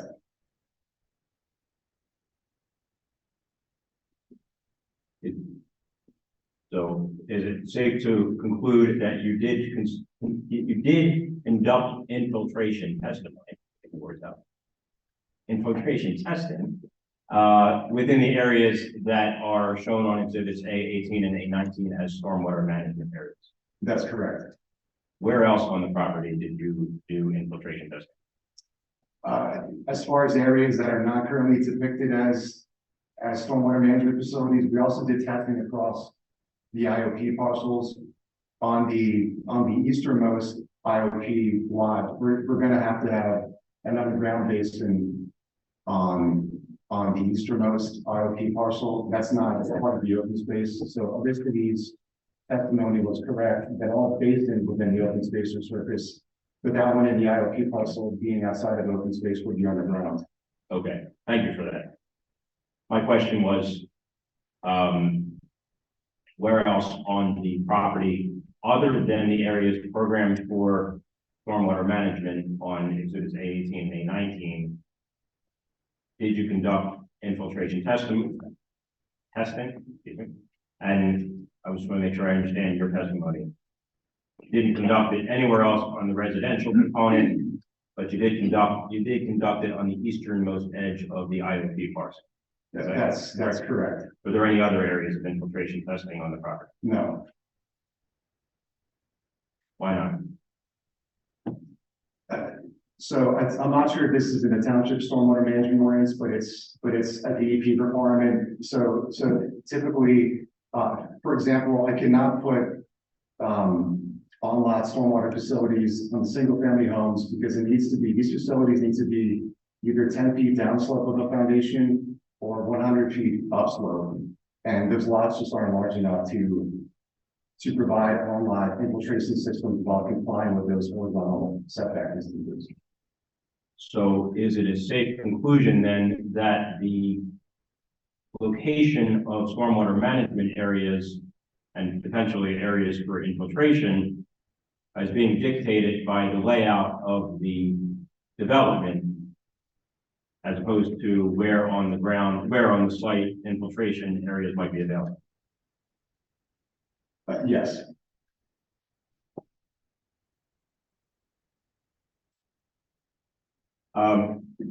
How long will these above ground detention areas take to be watered? I haven't computed dewatering times yet, but one of the design criteria for the MRC being for use of the MRC BMPs is that all design storms must be watered in 72 hours. So for the greatest stormwater event, the 100-year storm event, that one must water in 3 days or less. So all lesser storms would also be within that time frame. Okay. So the areas that are programmed as stormwater management areas, which will be water in 72 hours or less, or the amount of time it takes for them to be water, those won't be usable as open space areas, correct?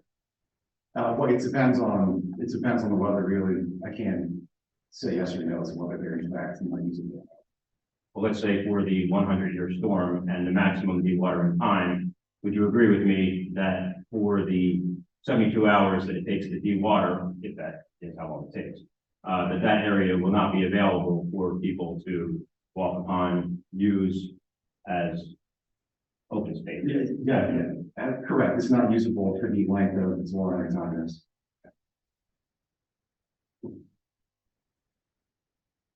I want to make sure I understand your timeline, because I believe your testimony was that you designed the stormwater management areas that we're seeing here on exhibits A18 and A19, which were obviously prior to December of 2022, because that's the date of the plan. But you didn't do your infiltration testing until January of 2023. Did I understand your testimony correctly that you used the infiltration testing as part of your design of the stormwater management areas? Well, kind of. So in this case, it was not used because I deemed infiltration feasible.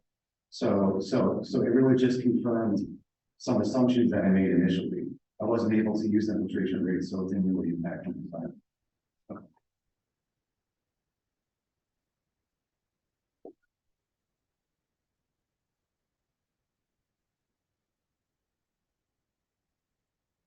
The areas that are up along, actually up on the screen right now, at the northwest corner of the property along Hycroft, which are programmed for stormwater management areas for the plan. What are existing features at that area of the property? Well, so most of the open space up on the screen is actually a green color, even though it might not look that way. That white void, which is within some of those footprints, is an existing stormwater easement here. So, and within those easements are basically drainage channels. Okay, so we have above ground stormwater management conveyances, channels or ditches or wells, something of that nature. Yes. Right. And where is the stormwater that travels through those areas coming from? It's coming from within the property, so I can't see the topography specifically, but I believe the site is highest where the current airport sits, which is down in the bottom left corner of the townhouse area. So that's the high point in this area. So from where the airport buildings are to the intersection of Willow Glen and Highcroft, the stormwater is flowing towards that intersection. Okay. And so those swales or ditches or channels are currently conveying stormwater from property. Where is it going? It's going to, so at the intersection of Willow Glen and Highcroft, up in the top left corner, there's an existing storm sewer system. There's a head wall and a pipe that conveys stormwater from the end of that channel to the north side of Highcroft. Okay. Are those swales carrying any stormwater from off-site? No, it's all from on-site.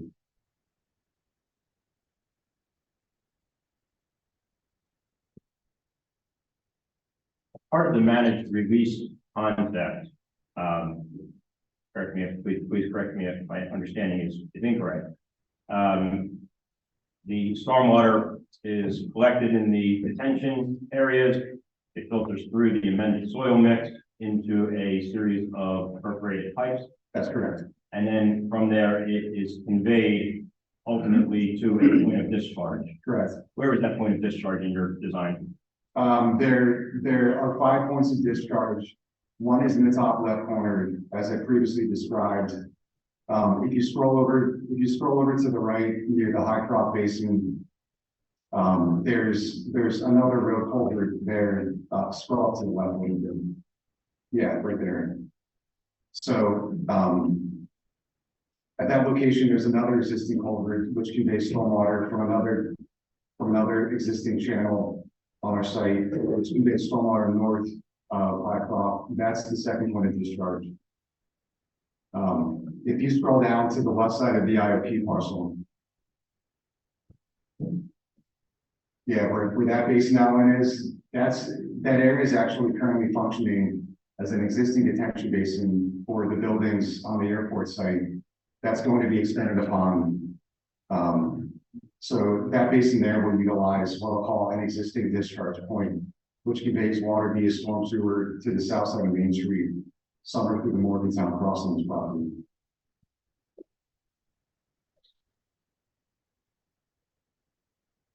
Yeah, so there on the east side of the IRP parcel, this isn't depicted on the plans, but that's where we're proposing an underground stormwater management facility. There at the bottom of the easternmost parcel, just north of Main Street, there's another existing storm sewer system that carries stormwater to the Morgantown Crossings property. That's the fourth point of discharge. And then if you go to the bottom right corner of Exhibit A, 19.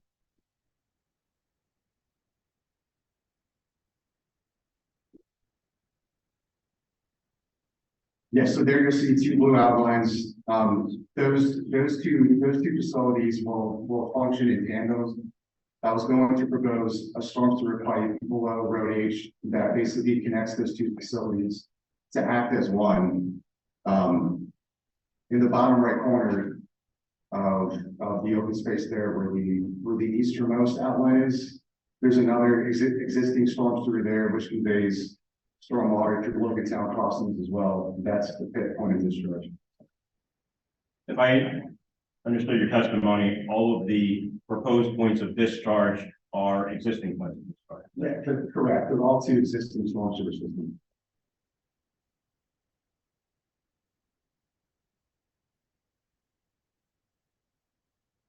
Have you prepared any plans, reports, or studies of your investigation with regard to your stormwater investigation? I have, yes. Are those marked as exhibits for this hearing? They are not. Who has this? I have them. I mean, not in my possession, but I prepared them. I have them. They haven't been provided to the township engineer for review? No, they were not, because I did not deem that necessary for the feasibility study. So you conducted a study by your testimony. You prepared reports and calculations and other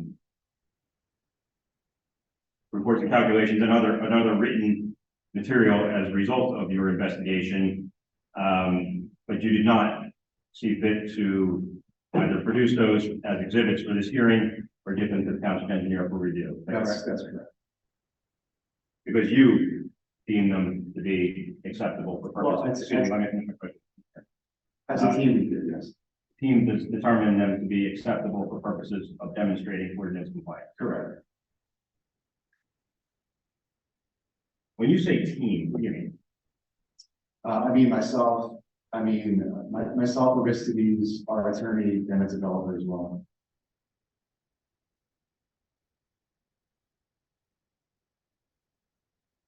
Okay.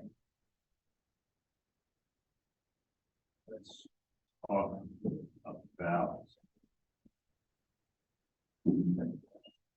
Aristides' testimony and yours. Were you here for his testimony earlier this evening? I was, yes. You and Mr. Terry work in the same firm, correct? We do, yes. And because you just described him as a member of the team with whom you consulted prior to your testimony here this evening, is it fair for me to conclude that you had conversations with him in the lead up to today's hearing? Yeah, that's correct. Now, you performed calculations which are depicted on Exhibit A25. Is that correct? These are your calculations? Those are not my calculations, no. Whose are they? They were completed by our CAD designer. Who's that? His name is Damien. He's part of our design team. He's a colleague of mine.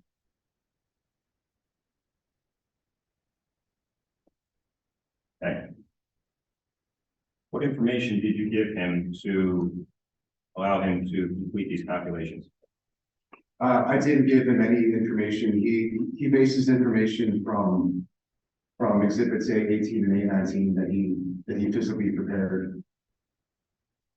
All right, so is it fair to assume then that, I'm sorry, what's Damien's last name? His last name is Hirsch, which is spelled H-I-R-S-Z, as in Ukraine. Is it fair to conclude that Mr. Hurst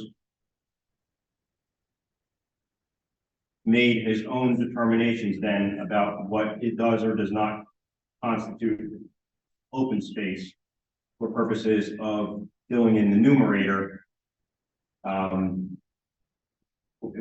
when calculating open space? He pulled those values directly from AutoCAD. However, it was reviewed by both myself and Chris. What was reviewed? The value and how and which areas on the exhibits he was accounting as or considering open space. Okay. Is it your testimony that Aristides had the benefit of exhibit 825 prior to his testimony here this evening? Correct, yes.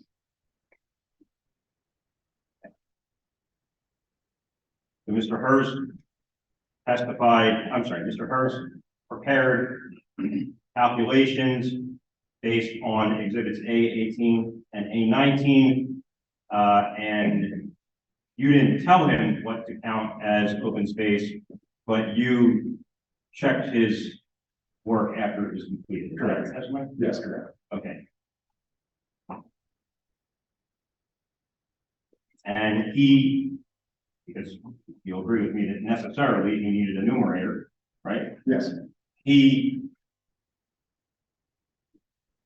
said, okay, the plan shows exhibit A18 and A19 show certain areas as being labeled as open space, and that's what AutoCAD uses to compute the numerator. Is that right? More or less, yes, yes.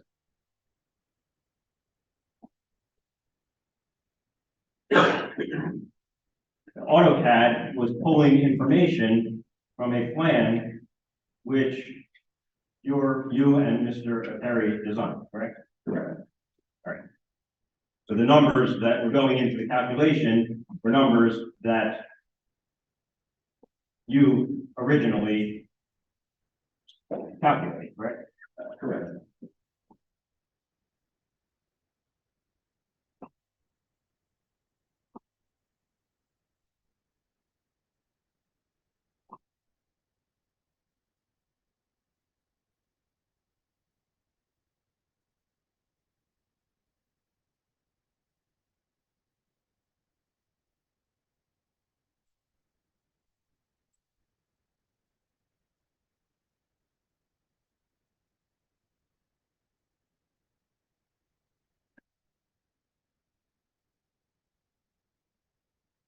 Do you have any conversations with Mr. O'Terry prior to this evening to discuss the discrepancy between your numbers and his?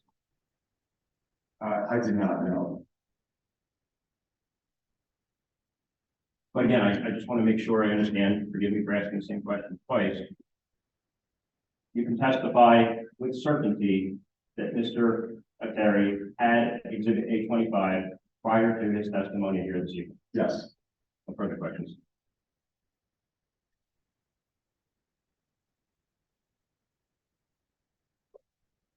Mr. Mosier, just a couple of questions for you, following up on Mr. Gill's open space questions.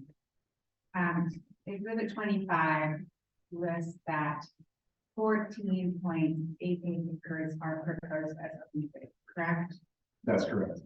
And could I arrive at that number if I added up each individual open space listed on the plan? Yes, And all of the open spaces are A through P.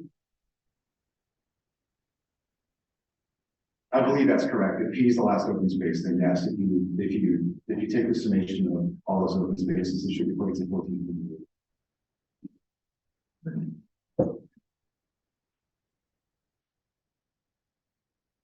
And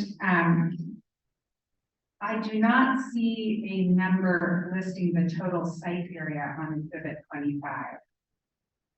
But you do calculate a percentage of the site area. So what is the site area that was used on exhibit 25?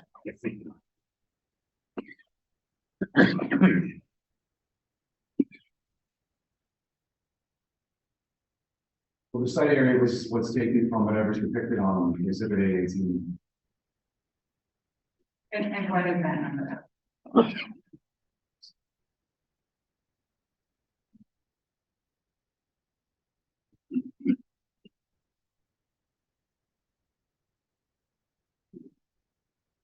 So it was based on the zone R4 area, which is 56.61 acres.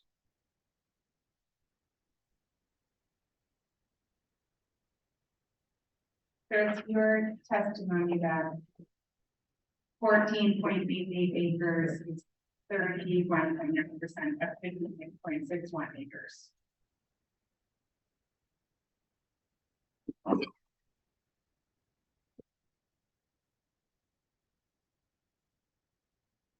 Yes. That's correct.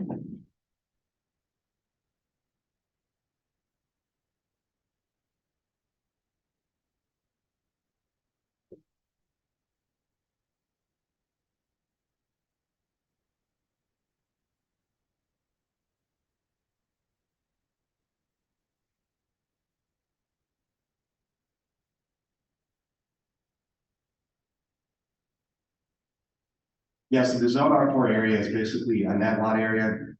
The existing tract area is 56.67 acres. So if you take that, plus the vacated woodland right away, minus any proposed public rights of way, minus the IOP parcel area, that gives you the net zone R4 area. That's the table in the bottom left of A18. Yes. So is it your testimony that when you talk about the site area on exhibit 25, it excludes all of those areas that you just listed? Well, so that's the site area that was used for the open space computations. That's the site area specifically for the PRD. The total site area is a summation of the IOP, public rights of way, and the PRD area.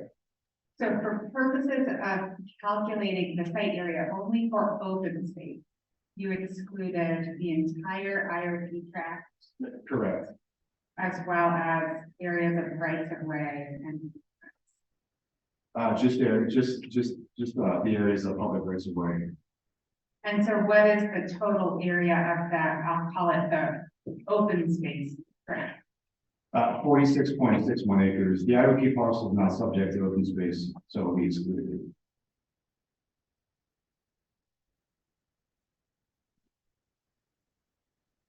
Okay, so your calculations for open space is working on the site area of 46.61 acres. Correct. Yes, if you divide the 14.88 divided by the 46.61 acres, it gives you the 31.9% shown on exhibit 25. And once again, that 4.88 acres is adding together all of the individual areas of open space, A through B. Correct.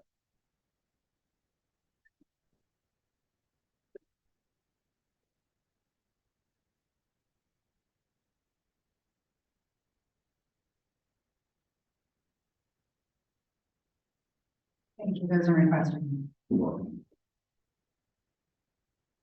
Any questions? Any parties not represented by council?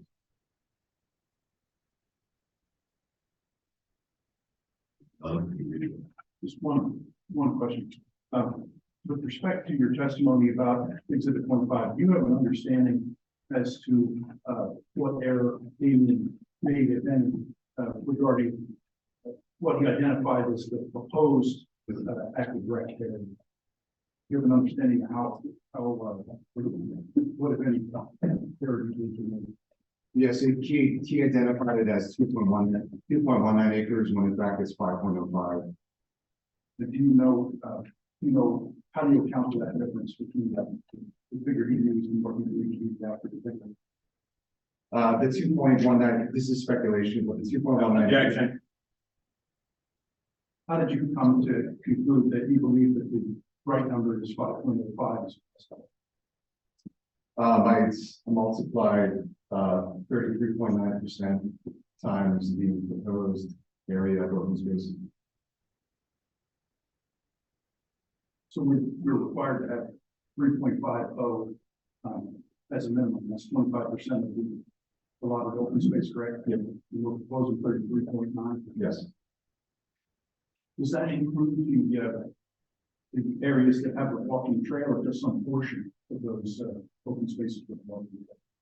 I mean, it's a combination of both. So for example, for open space G, H, and I, those open spaces in their entirety are considered active rec.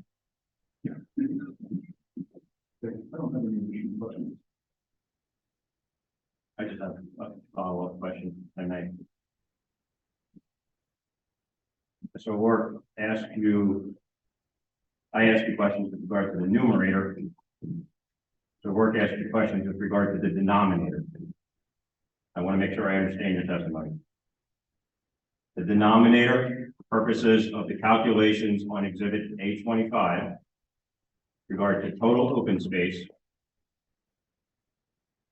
the denominator excludes the area, the IOD, full plan for commercial development, correct? Correct.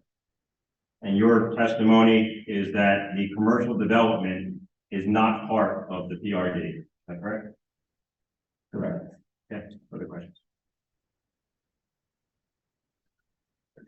I have a question, wait a question. So on stage 2, page 18 with your single family home. Notice the location of your stormwater BMPs. How do you plan on getting the water out of between these lots that back up to each other? Between which lots? Between You mean like CB and E, all them roads there with the houses that back up to each other? How do you plan to get the water out to those BMPs? So we haven't completed any grading yet, but I would envision a storm sewer system more than likely between lots 8 and lots 9. You would more than likely design a low point in the road there that would be the last storm sewer run that would convey runoff pretty much from roads C, D, E, and some of the road B to that low point. And again, there'd be a storm sewer between lots 8 and lots 9 that would convey that entire storm sewer system to that stormwater facility. So you're gonna run everything out of the streets? But no, it's going to the basins first, and then from the basin it'll go to the existing storm sewer systems that currently convey stormwater from our property to the north of High Rock. And then the lots that are on single family homes, how do you plan on getting the water out of it? They all go all the way Yes. to the street? Yes, correct. Yep. And the streets will have storm sewer systems.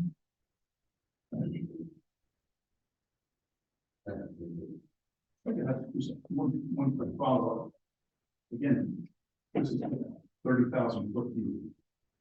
We propose a layout. The layout may or may not get approved as a tentative plan, correct? Correct. But to do a detailed engineering design based on what we're proposing as a tentative plan, but then there was some change would require engineering work to revise, full-blown FES permit and stormwater design, correct? Correct.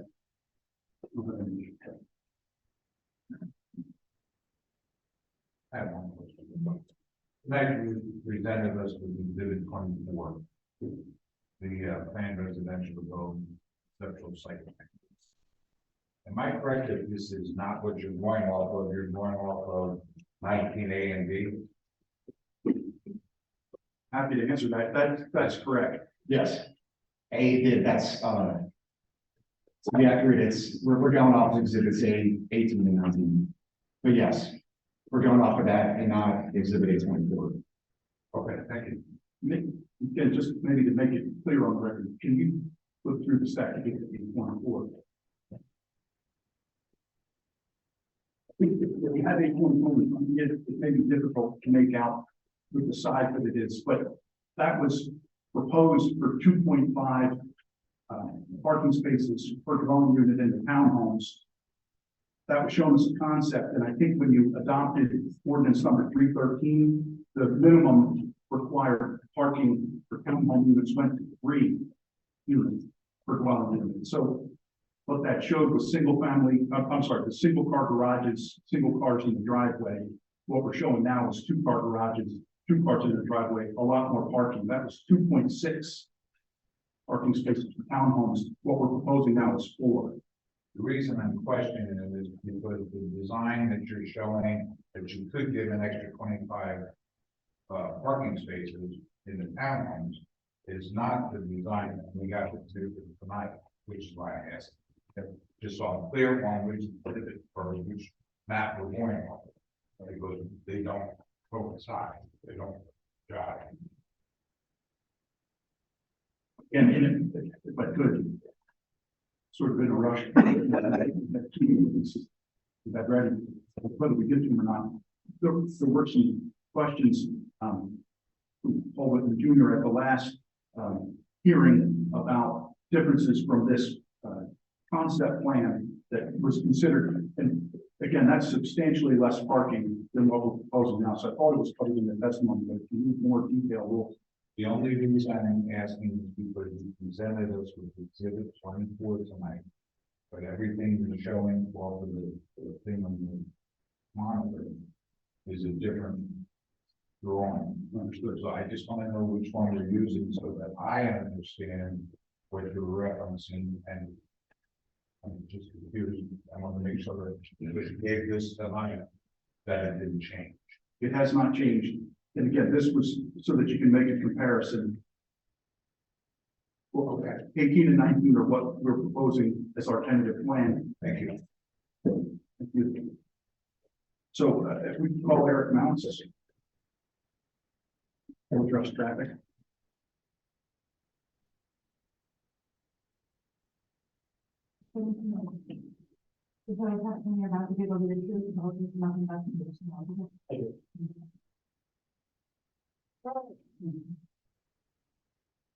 If we have your CV marked as exhibit 5, can you just run through your educational experience, work experience, and what the certifications like? Absolutely. I have a Bachelor of Science in Civil Engineering from One University, obtained in 2003. Since graduation, I have been with traffic planning and design since that time. Currently serve as the regional leader for transportation planning. From a registration perspective, I hold license as a professional engineer in the state of Pennsylvania, as well as certification as a professional traffic operations engineer. And how many development projects have you worked on reviewing the traffic component? Just give a ballpark. How many years and how many? I mean, I've been doing it for 20 years at this point, 500 at least. And can you describe generally, maybe we'll get to that. I'll offer Mr. Mounts as an expert in professional engineer to address traffic. If he's being offered as an expert in the field of traffic engineering, semantics, no objection. Yeah, that's good there. Mr. Rory. Great, any objections from the other parties not represented? See, none will recognize it. So we've attached, or we have a number of exhibits identified we prepared information contained in the original tentative plan submission, a trip generation report, and then also Exhibit 7 was there were supplemental notes regarding the scoping meeting that you had. Could you, with respect to those exhibits, generally describe what review you performed in terms of traffic engineering for this proposed? If I could, I will start with the scoping application and process that has taken part thus far with PennDOT and the township, and then I'll transition to the trip generation evaluation. So by way of background, this project, given the access on Route 23, will require highway occupancy permitting with PennDOT in order to obtain access permits for each of those proposed access points on Route 23. Therefore, we will be subject to a review process by both PennDOT and the township. From a PennDOT perspective, they have a three-part process. The first part is to complete a scoping application and associated meetings with representatives of PennDOT and the township. That application was submitted in August of 2022. That application included basically the framework for the traffic study that is to be prepared for the project. So things such as the intersections to be evaluated, the access points for the development, time periods to be evaluated, future years to be evaluated, traffic generation for the development, things of that nature.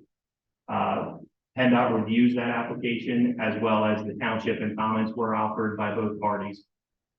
In November of 2022, there was a meeting held with representatives of PennDOT and the township to discuss that scoping application and each party's respective comments.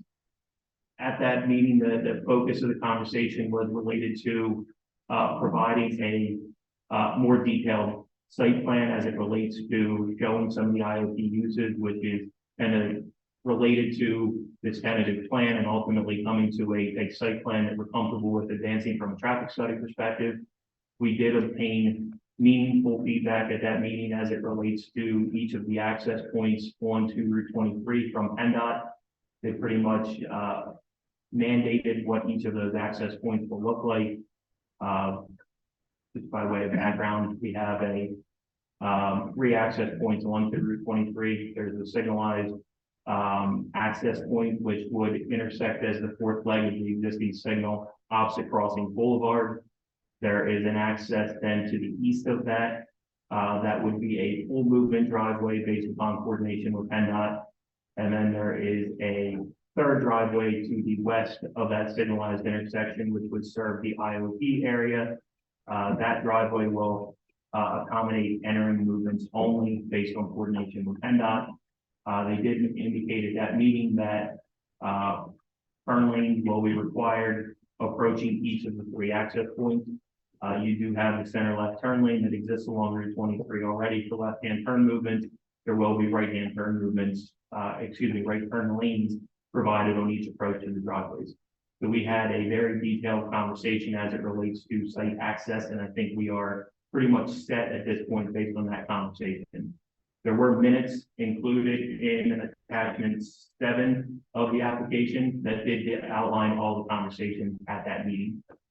Since having that meeting, we have advanced the application to the point we've completed traffic counts at all of the agreed upon intersections during each of the time periods that were agreed upon. We have made the applicable revisions that we can up to this point, and we're at the point that following conclusion of this hearing and hopefully coming to resolution on a tentative plan and the intended uses, we will then resubmit the scoping application for approval that would allow us to move forward with the traffic study.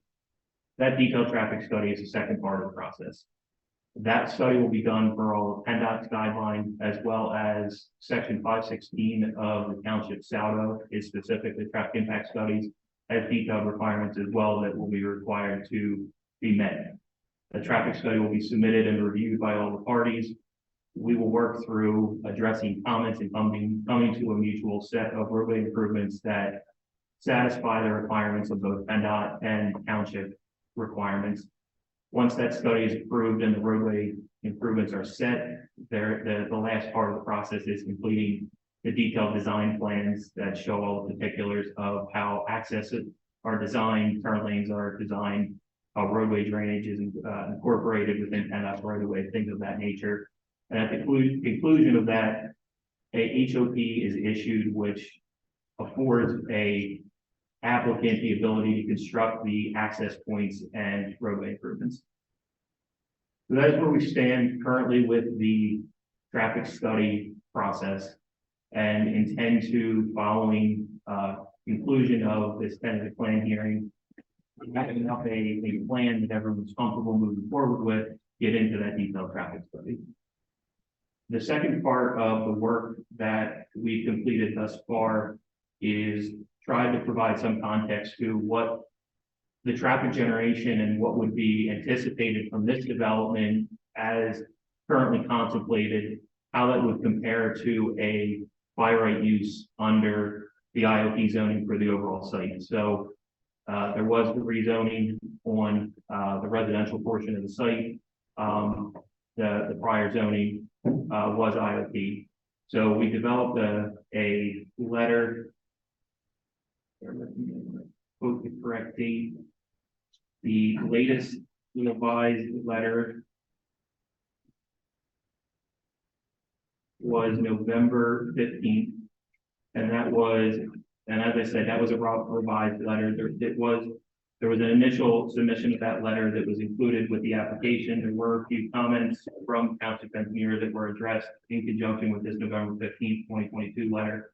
But essentially, in summary, this letter, as I said, compared the currently proposed development scenario to a potential by right scenario. Point being that the current proposal generates significantly less traffic than what a potential by right scenario would be. The board, I think, has heard this many times in some of my prior discussions on this project. The big difference is the residential component of this is a less intensive traffic user than the commercial uses that could be permitted under the IOP zoning.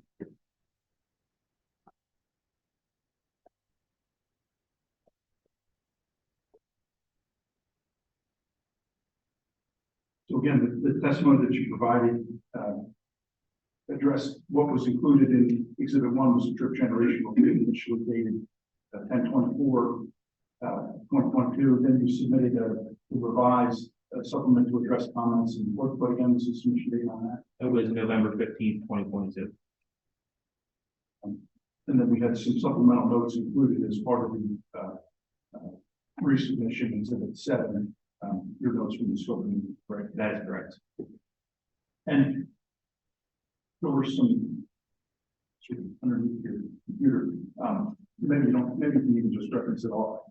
Page 18, there were some questions about whether our roadway design takes into account our understanding of PennDOT's proposed work regarding the turnpike there. Can you just address your understanding of what we did, what we understand PennDOT?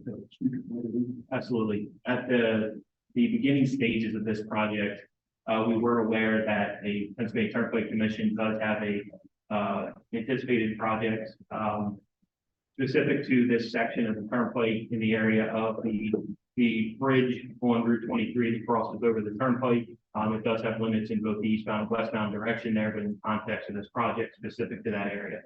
There is a website for that project available from the turnpike. We were able to review the information on that website as well as obtain contact information for the turnpike's engineers.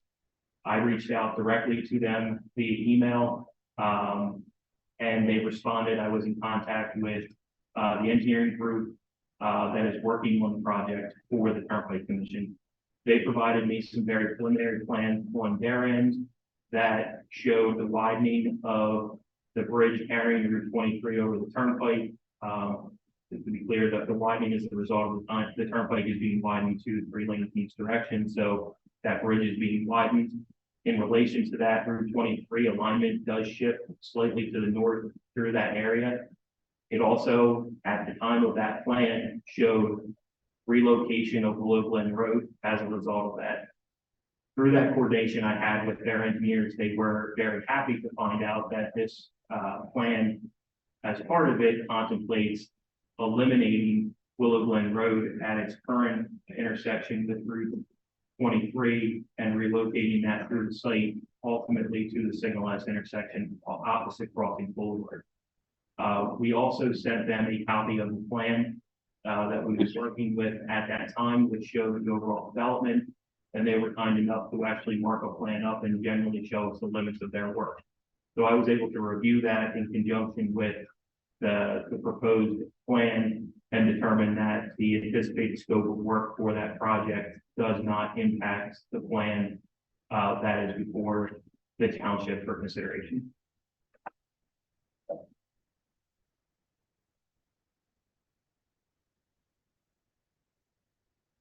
Yeah, I don't have any additional questions for Mr. Knopf.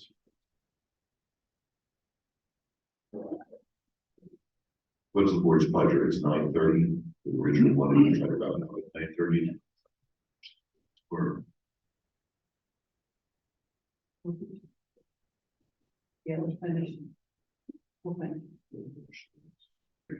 we'll start with supervisor questions. We'll go to Mr. Gill.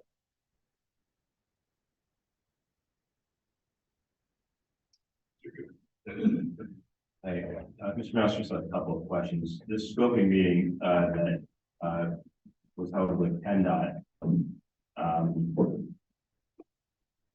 PennDOT doesn't conduct a technical review of the proposed development as part of the scoping meeting, correct? Can you rephrase the question? And does PennDOT conduct? Let me ask a question this way. I'll ask an open-ended question. What does PennDOT review as part of a scoping meeting? So PennDOT has a standard, the PennDOT scoping application is a standard form that is to be filled out by the applicant's engineer. And as I described in my testimony, that includes things like project location, intersections to be studied, time periods, future conditions, anticipated traffic generation for the development. That application has numerous parts. We fill that application out and include any associated additional information. So things like location maps, site plans, the detailed calculations related to the trip generation. It is that application in totality that is reviewed and they comment on.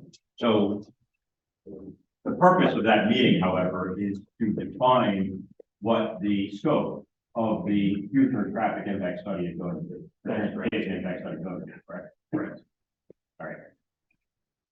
But nobody at this point in time, either PennDOT or the township, has had the opportunity to examine the traffic impacts from this development upon the roadway network, correct? That's correct. And the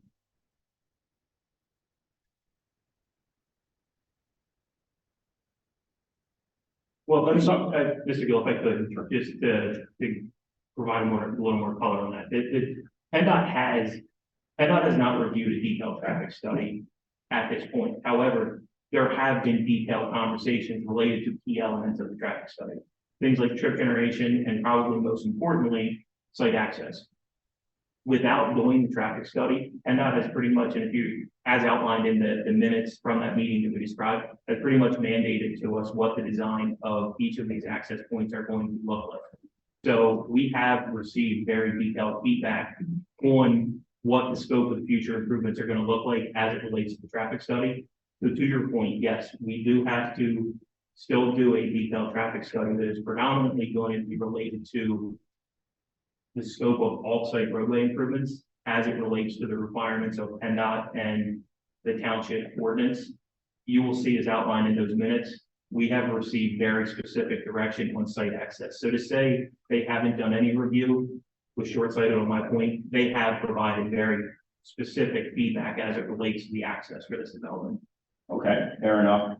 But to my point, I think you're agreeing with me. Right now, all we have from PennDOT is this is the scope of the future traffic impact study. This is what we think, PennDOT think the accesses are going to need to be. And that's it. Yes. And of course, those accesses which PennDOT has, to use your term, mandated, are not depicted on exhibits A18 and A19. That's correct. Well, correct in the context of the IOP. The signalized intersection opposite Crossing Boulevard is depicted, and the easternmost access, which I believe is Road H, on A19, is depicted as well. The plant that's, I believe, that's Road H, that access is shown. The one that is still up in the air is the westernmost access to the IOP. There is an access shown in concept form on this plan. Part of the PennDOT comments were that they want a more detailed plan showing the actual layout of the IOP, which will be developed following conclusion of this hearing and submitted. The direction we got from PennDOT basically was we will allow one driveway to the IOP that will be a enter-only driveway from Route 23. It will be at the developer's discretion where that access point is located. Okay. No further questions. A couple of questions, Mr. Mouse. At this stage of your traffic study, is it important to know what the specific uses are? Yes, And I see in your letter of October 24th and also November 15th, a list of the uses that you used, correct? that is correct. And just to read through them, it's 135 single-family dwellings, 86 townhomes, an automobile parts store, a tractor supply store, 2 sit-down restaurants, and an office building. Sorry, restaurants and what? An office building. Correct? That is correct. And so you were looking at 5 commercial uses in the IOP, correct? Correct. Exhibit A18 in fact showed that there would be 6 uses in the IOP district. Yeah, excuse me, IOP tract.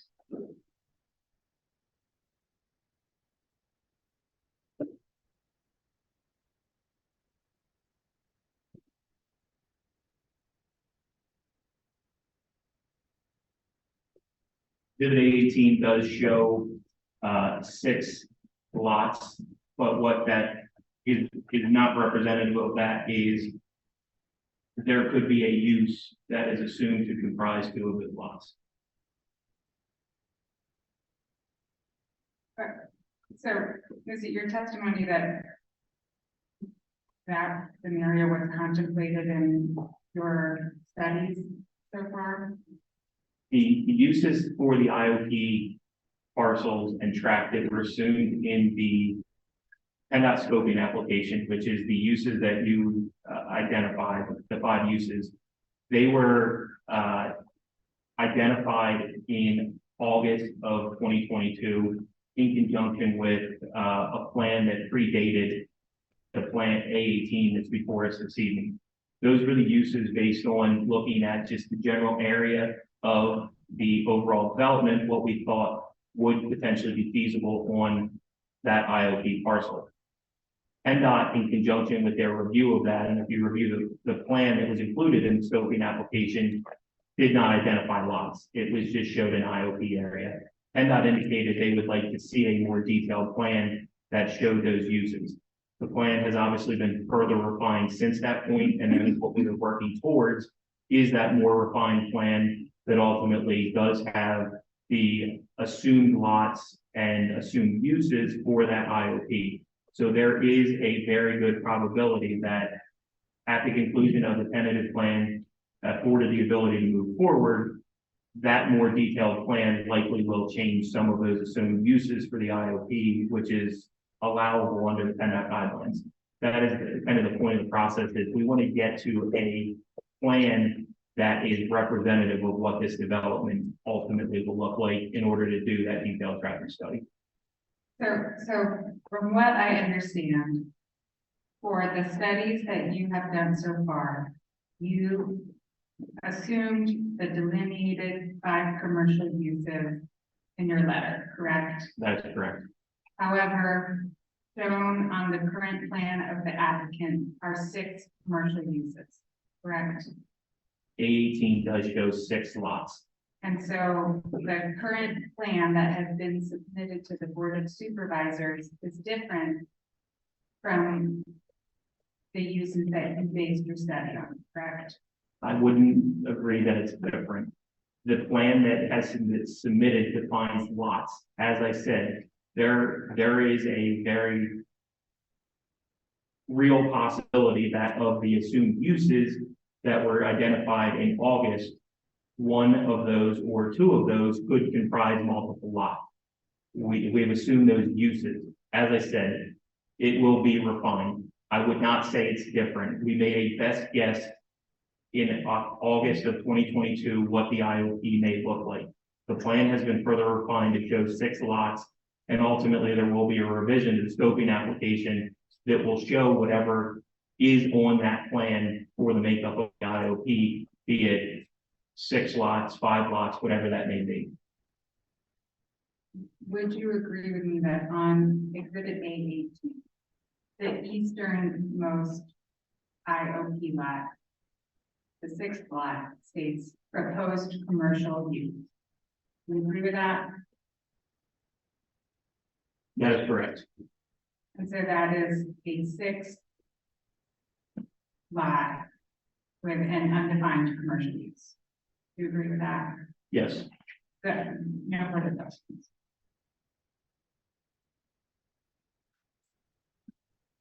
Right, may I add one more way? Mr. Mounts, in your opinion as a traffic engineer, traffic engineer for the applicant, if the board would be inclined to grant PRD or tentative approval for this PRD, would you agree that it would be an appropriate condition that your client prepare a traffic impact study which complies with the township ordinances and completes roadway improvements to the satisfaction of the township and PennDOT? I agree, and that was my testimony. Thank you. I'd like to ask something. So to this point, I've testified throughout that this is just a sketch drawing. Providing that this would be approved, you submit an actual drawing. So you just used the words best judgment on the IOP district. Is this entire plan just the best judgment at this point? Just the best guess at this point, and then if we get passed or approved, then it would be an actual. So how much different would the actual as opposed to best guess?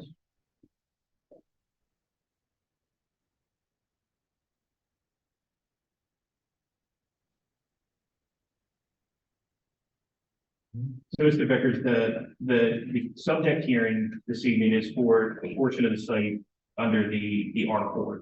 And that is a plan that's before you that has been engineered and is generally set at this point. The IOP is not subject to the hearing and the approval associated with the hearing, and that is a work in progress. We acknowledge that. We've had that discussion with PennDOT. PennDOT has made it clear that what the access should look like for that. We are now taking that feedback and trying to come up with exactly what that IOP will look like.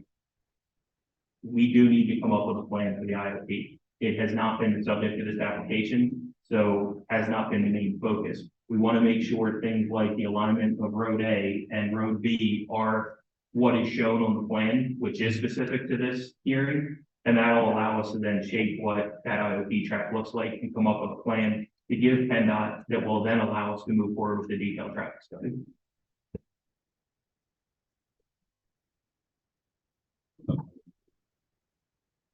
And I don't know that we're ready to accept the fact. The IOP that you're calling is somehow not related to, but subject to the PRD. The PRD ordinance specifically requires the condition of the PRD that a certain amount of the PRD application is related to commercial development. So I think it's very much part of the application that will establish you're meeting that requirement. Getting to that, I'd like to ask a question. First and foremost, if you could take us through the interior circulation of the traffic that you proposed. You mentioned briefly that the one ingress egress that PennDOT's allowing is the entrance only. So is that interior drive one way? Can you take us through what interior circulation? I personally cannot. That would be for Mr. Moseri or Mr. Otero to describe as far as the internal layout. I can tell you from an external perspective, what's shown here is the one enter only driveway from Route 23. And PennDOT indicated that the access off of Road B, which is the signalized light of the intersection, that access on the eastern end of Lot 6 needs to be a minimum of 150 feet from the signalized intersection. They were the key components through the scoping discussion as it relates to the external layout of the roadway network. As I said, the interior is still being refined, and I would defer to Mr. Moseri and Mr. Otero on what is anticipated for the internal layout. Okay, so if we go down to the west where Lot 1 is, that ingress as depicted, is that what you're referencing as PennDOT requirement that is the entrance only?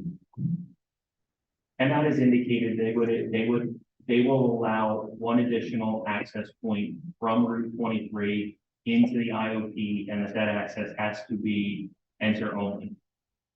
There has been an assumption for this plan as far as location. That location is subject to change pending the complete layout of the overall site. Like I said, PennDOT is asking for not only a road network, but something a little more detailed showing general uses and things of that nature. So I will say the plan has been prepared showing a anticipated location that could change based upon the ultimate layout. Okay, but that is the driveway access that you're referencing that PennDOT is limited to one-way entrance. That is the one driveway. Yes, PennDOT has indicated one driveway, and that is what is represented on the 18th. So if I understand you correctly, that you have not provided any input to the site layout as the traffic engineer, that interior circulation.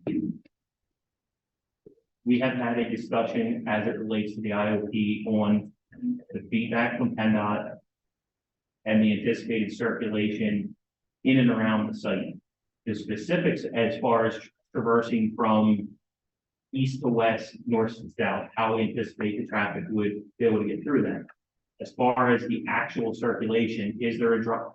It comes down to building location is ultimately what's going to happen in drive aisles. You need to locate the building on the lot and then find where your drive aisles to be able to circulate in each direction. We have not got to that point. Okay, but you said you had that discussion with regard to interior circulation. Yes. So what is your understanding of how that interior circulation? Based on the interior, the enter only, as I said, the driveway from Route 23 would be enter only. So that would be one way in a planned north direction. The interior road that is paralleling Road A will be a two-way roadway, providing east-west connectivity to the eastern and western driveways shown connecting to Road A.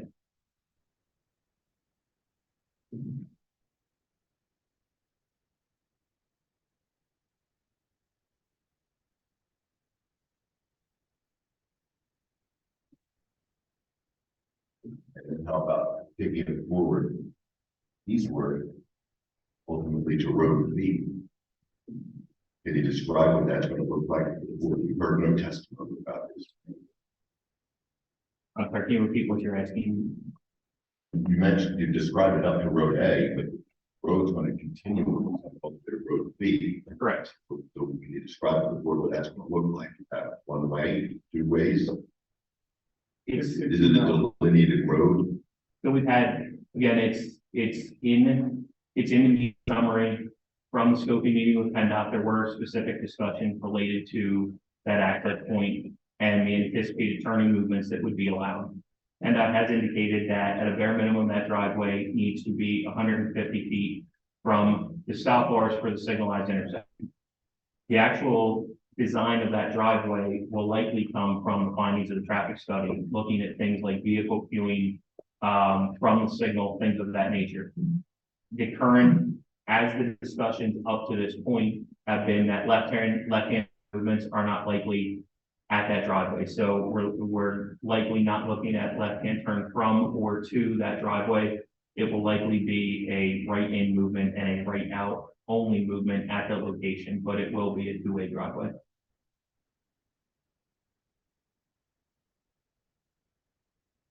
I mean, a two-way driveway to road B is. It will allow for entering right turn movements and exiting right turn movements. So it will allow for two-way flow. But you don't know where that two-way flow would stop once it gets on the private parcel. Because ultimately, it's going to be only one way by the time it reaches. As the plan is designed, would be two-way flow along that interior roadway that runs east-west from road B over to the driveway that ultimately intersects road A. The entering driveway from Route 23 would be one way. And then would there be separate access drives to each of the 6 lots? Or would there be a common parking lot? Or how would there be access to each of those 6 Do lots? not have that answer at this point. We're also not approving any particular design. If I may, the initial tentative plan submission from October just showed the ILP parcel as a whole. We received engineer's review letter, had some discussion with the planning commission to say, can you show us a concept of what it might look like? But again, without knowing what a business might need for rear loading, tractor trailer movement and the like, we haven't designed that, which again, I don't want to specify for Mr. Mounts, but we were trying to be responsive by showing some feasible development of those lots, but again, without knowing particular users, you say about queuing, where those access points might be. Yeah, Attorney Laws, you make a good point. So there's been no analysis done on truck turning feasibility, access to service, any of the commercial uses that are being proposed, like restaurants. Again, our view is that would, again, I don't want to make an argument, but our view is that would all be as part of the final plan. This is essentially a sketch plan. We're showing lots we believe that can be developed in accordance with the zoning ordinance. And obviously anything that we propose that varies from this, you're entitled to require a new public hearing. If there's differences between the tentative plan and the final plan, and we would have to have all of those, all those traffic engineering details shown as part of that final plan submission. Okay.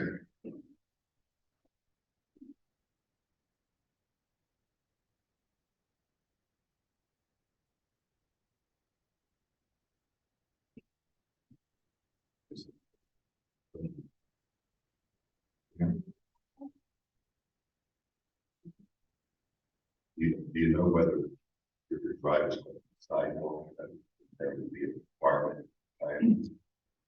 That's required in the something, And you're not modification. there's a secret modification.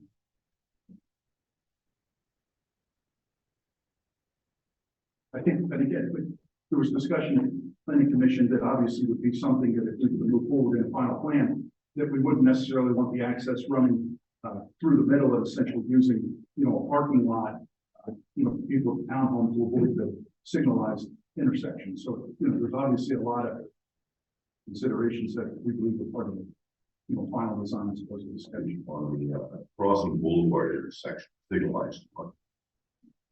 Applicant is aware that that is subject to existing traffic signal maintenance with development across the street.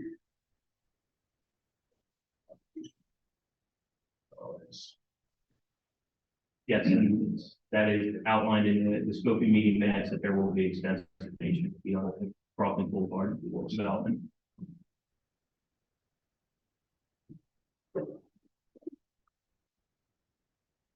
Question.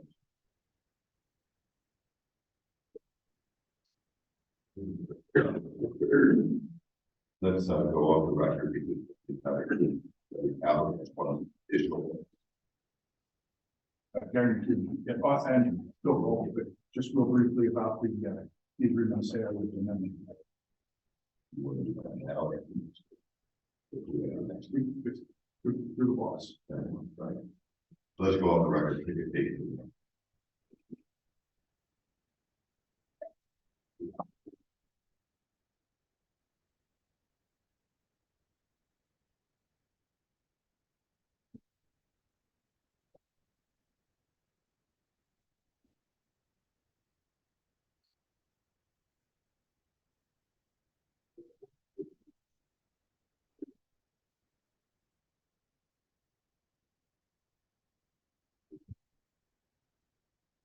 I'm not going. 16.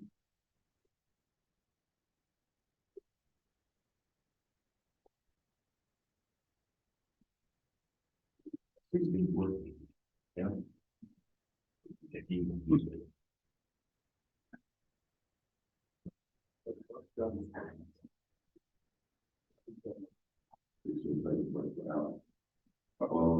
didn't say it's 27. Obviously, I like behind. That's our own time. The following week.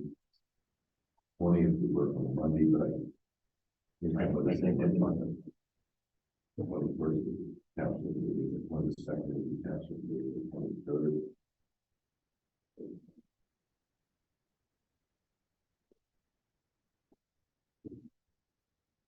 About the 20th.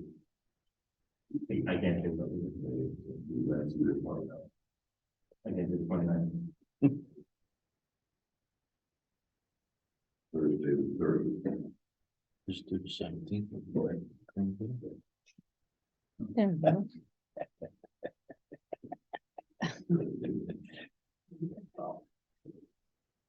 Have some ham and cabbage. There. I'm out there.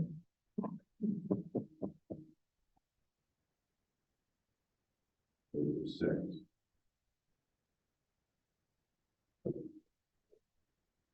Thursday, the 6th.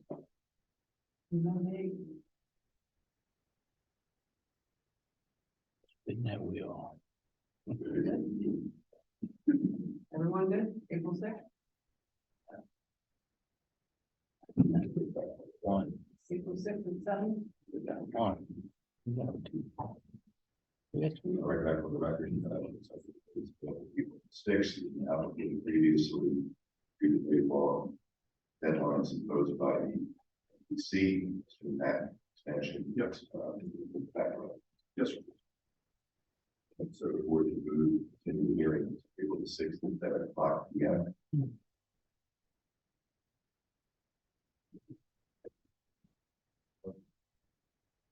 Second, all in favor? Aye. Thank you. Good evening. I can see everybody April the 6th.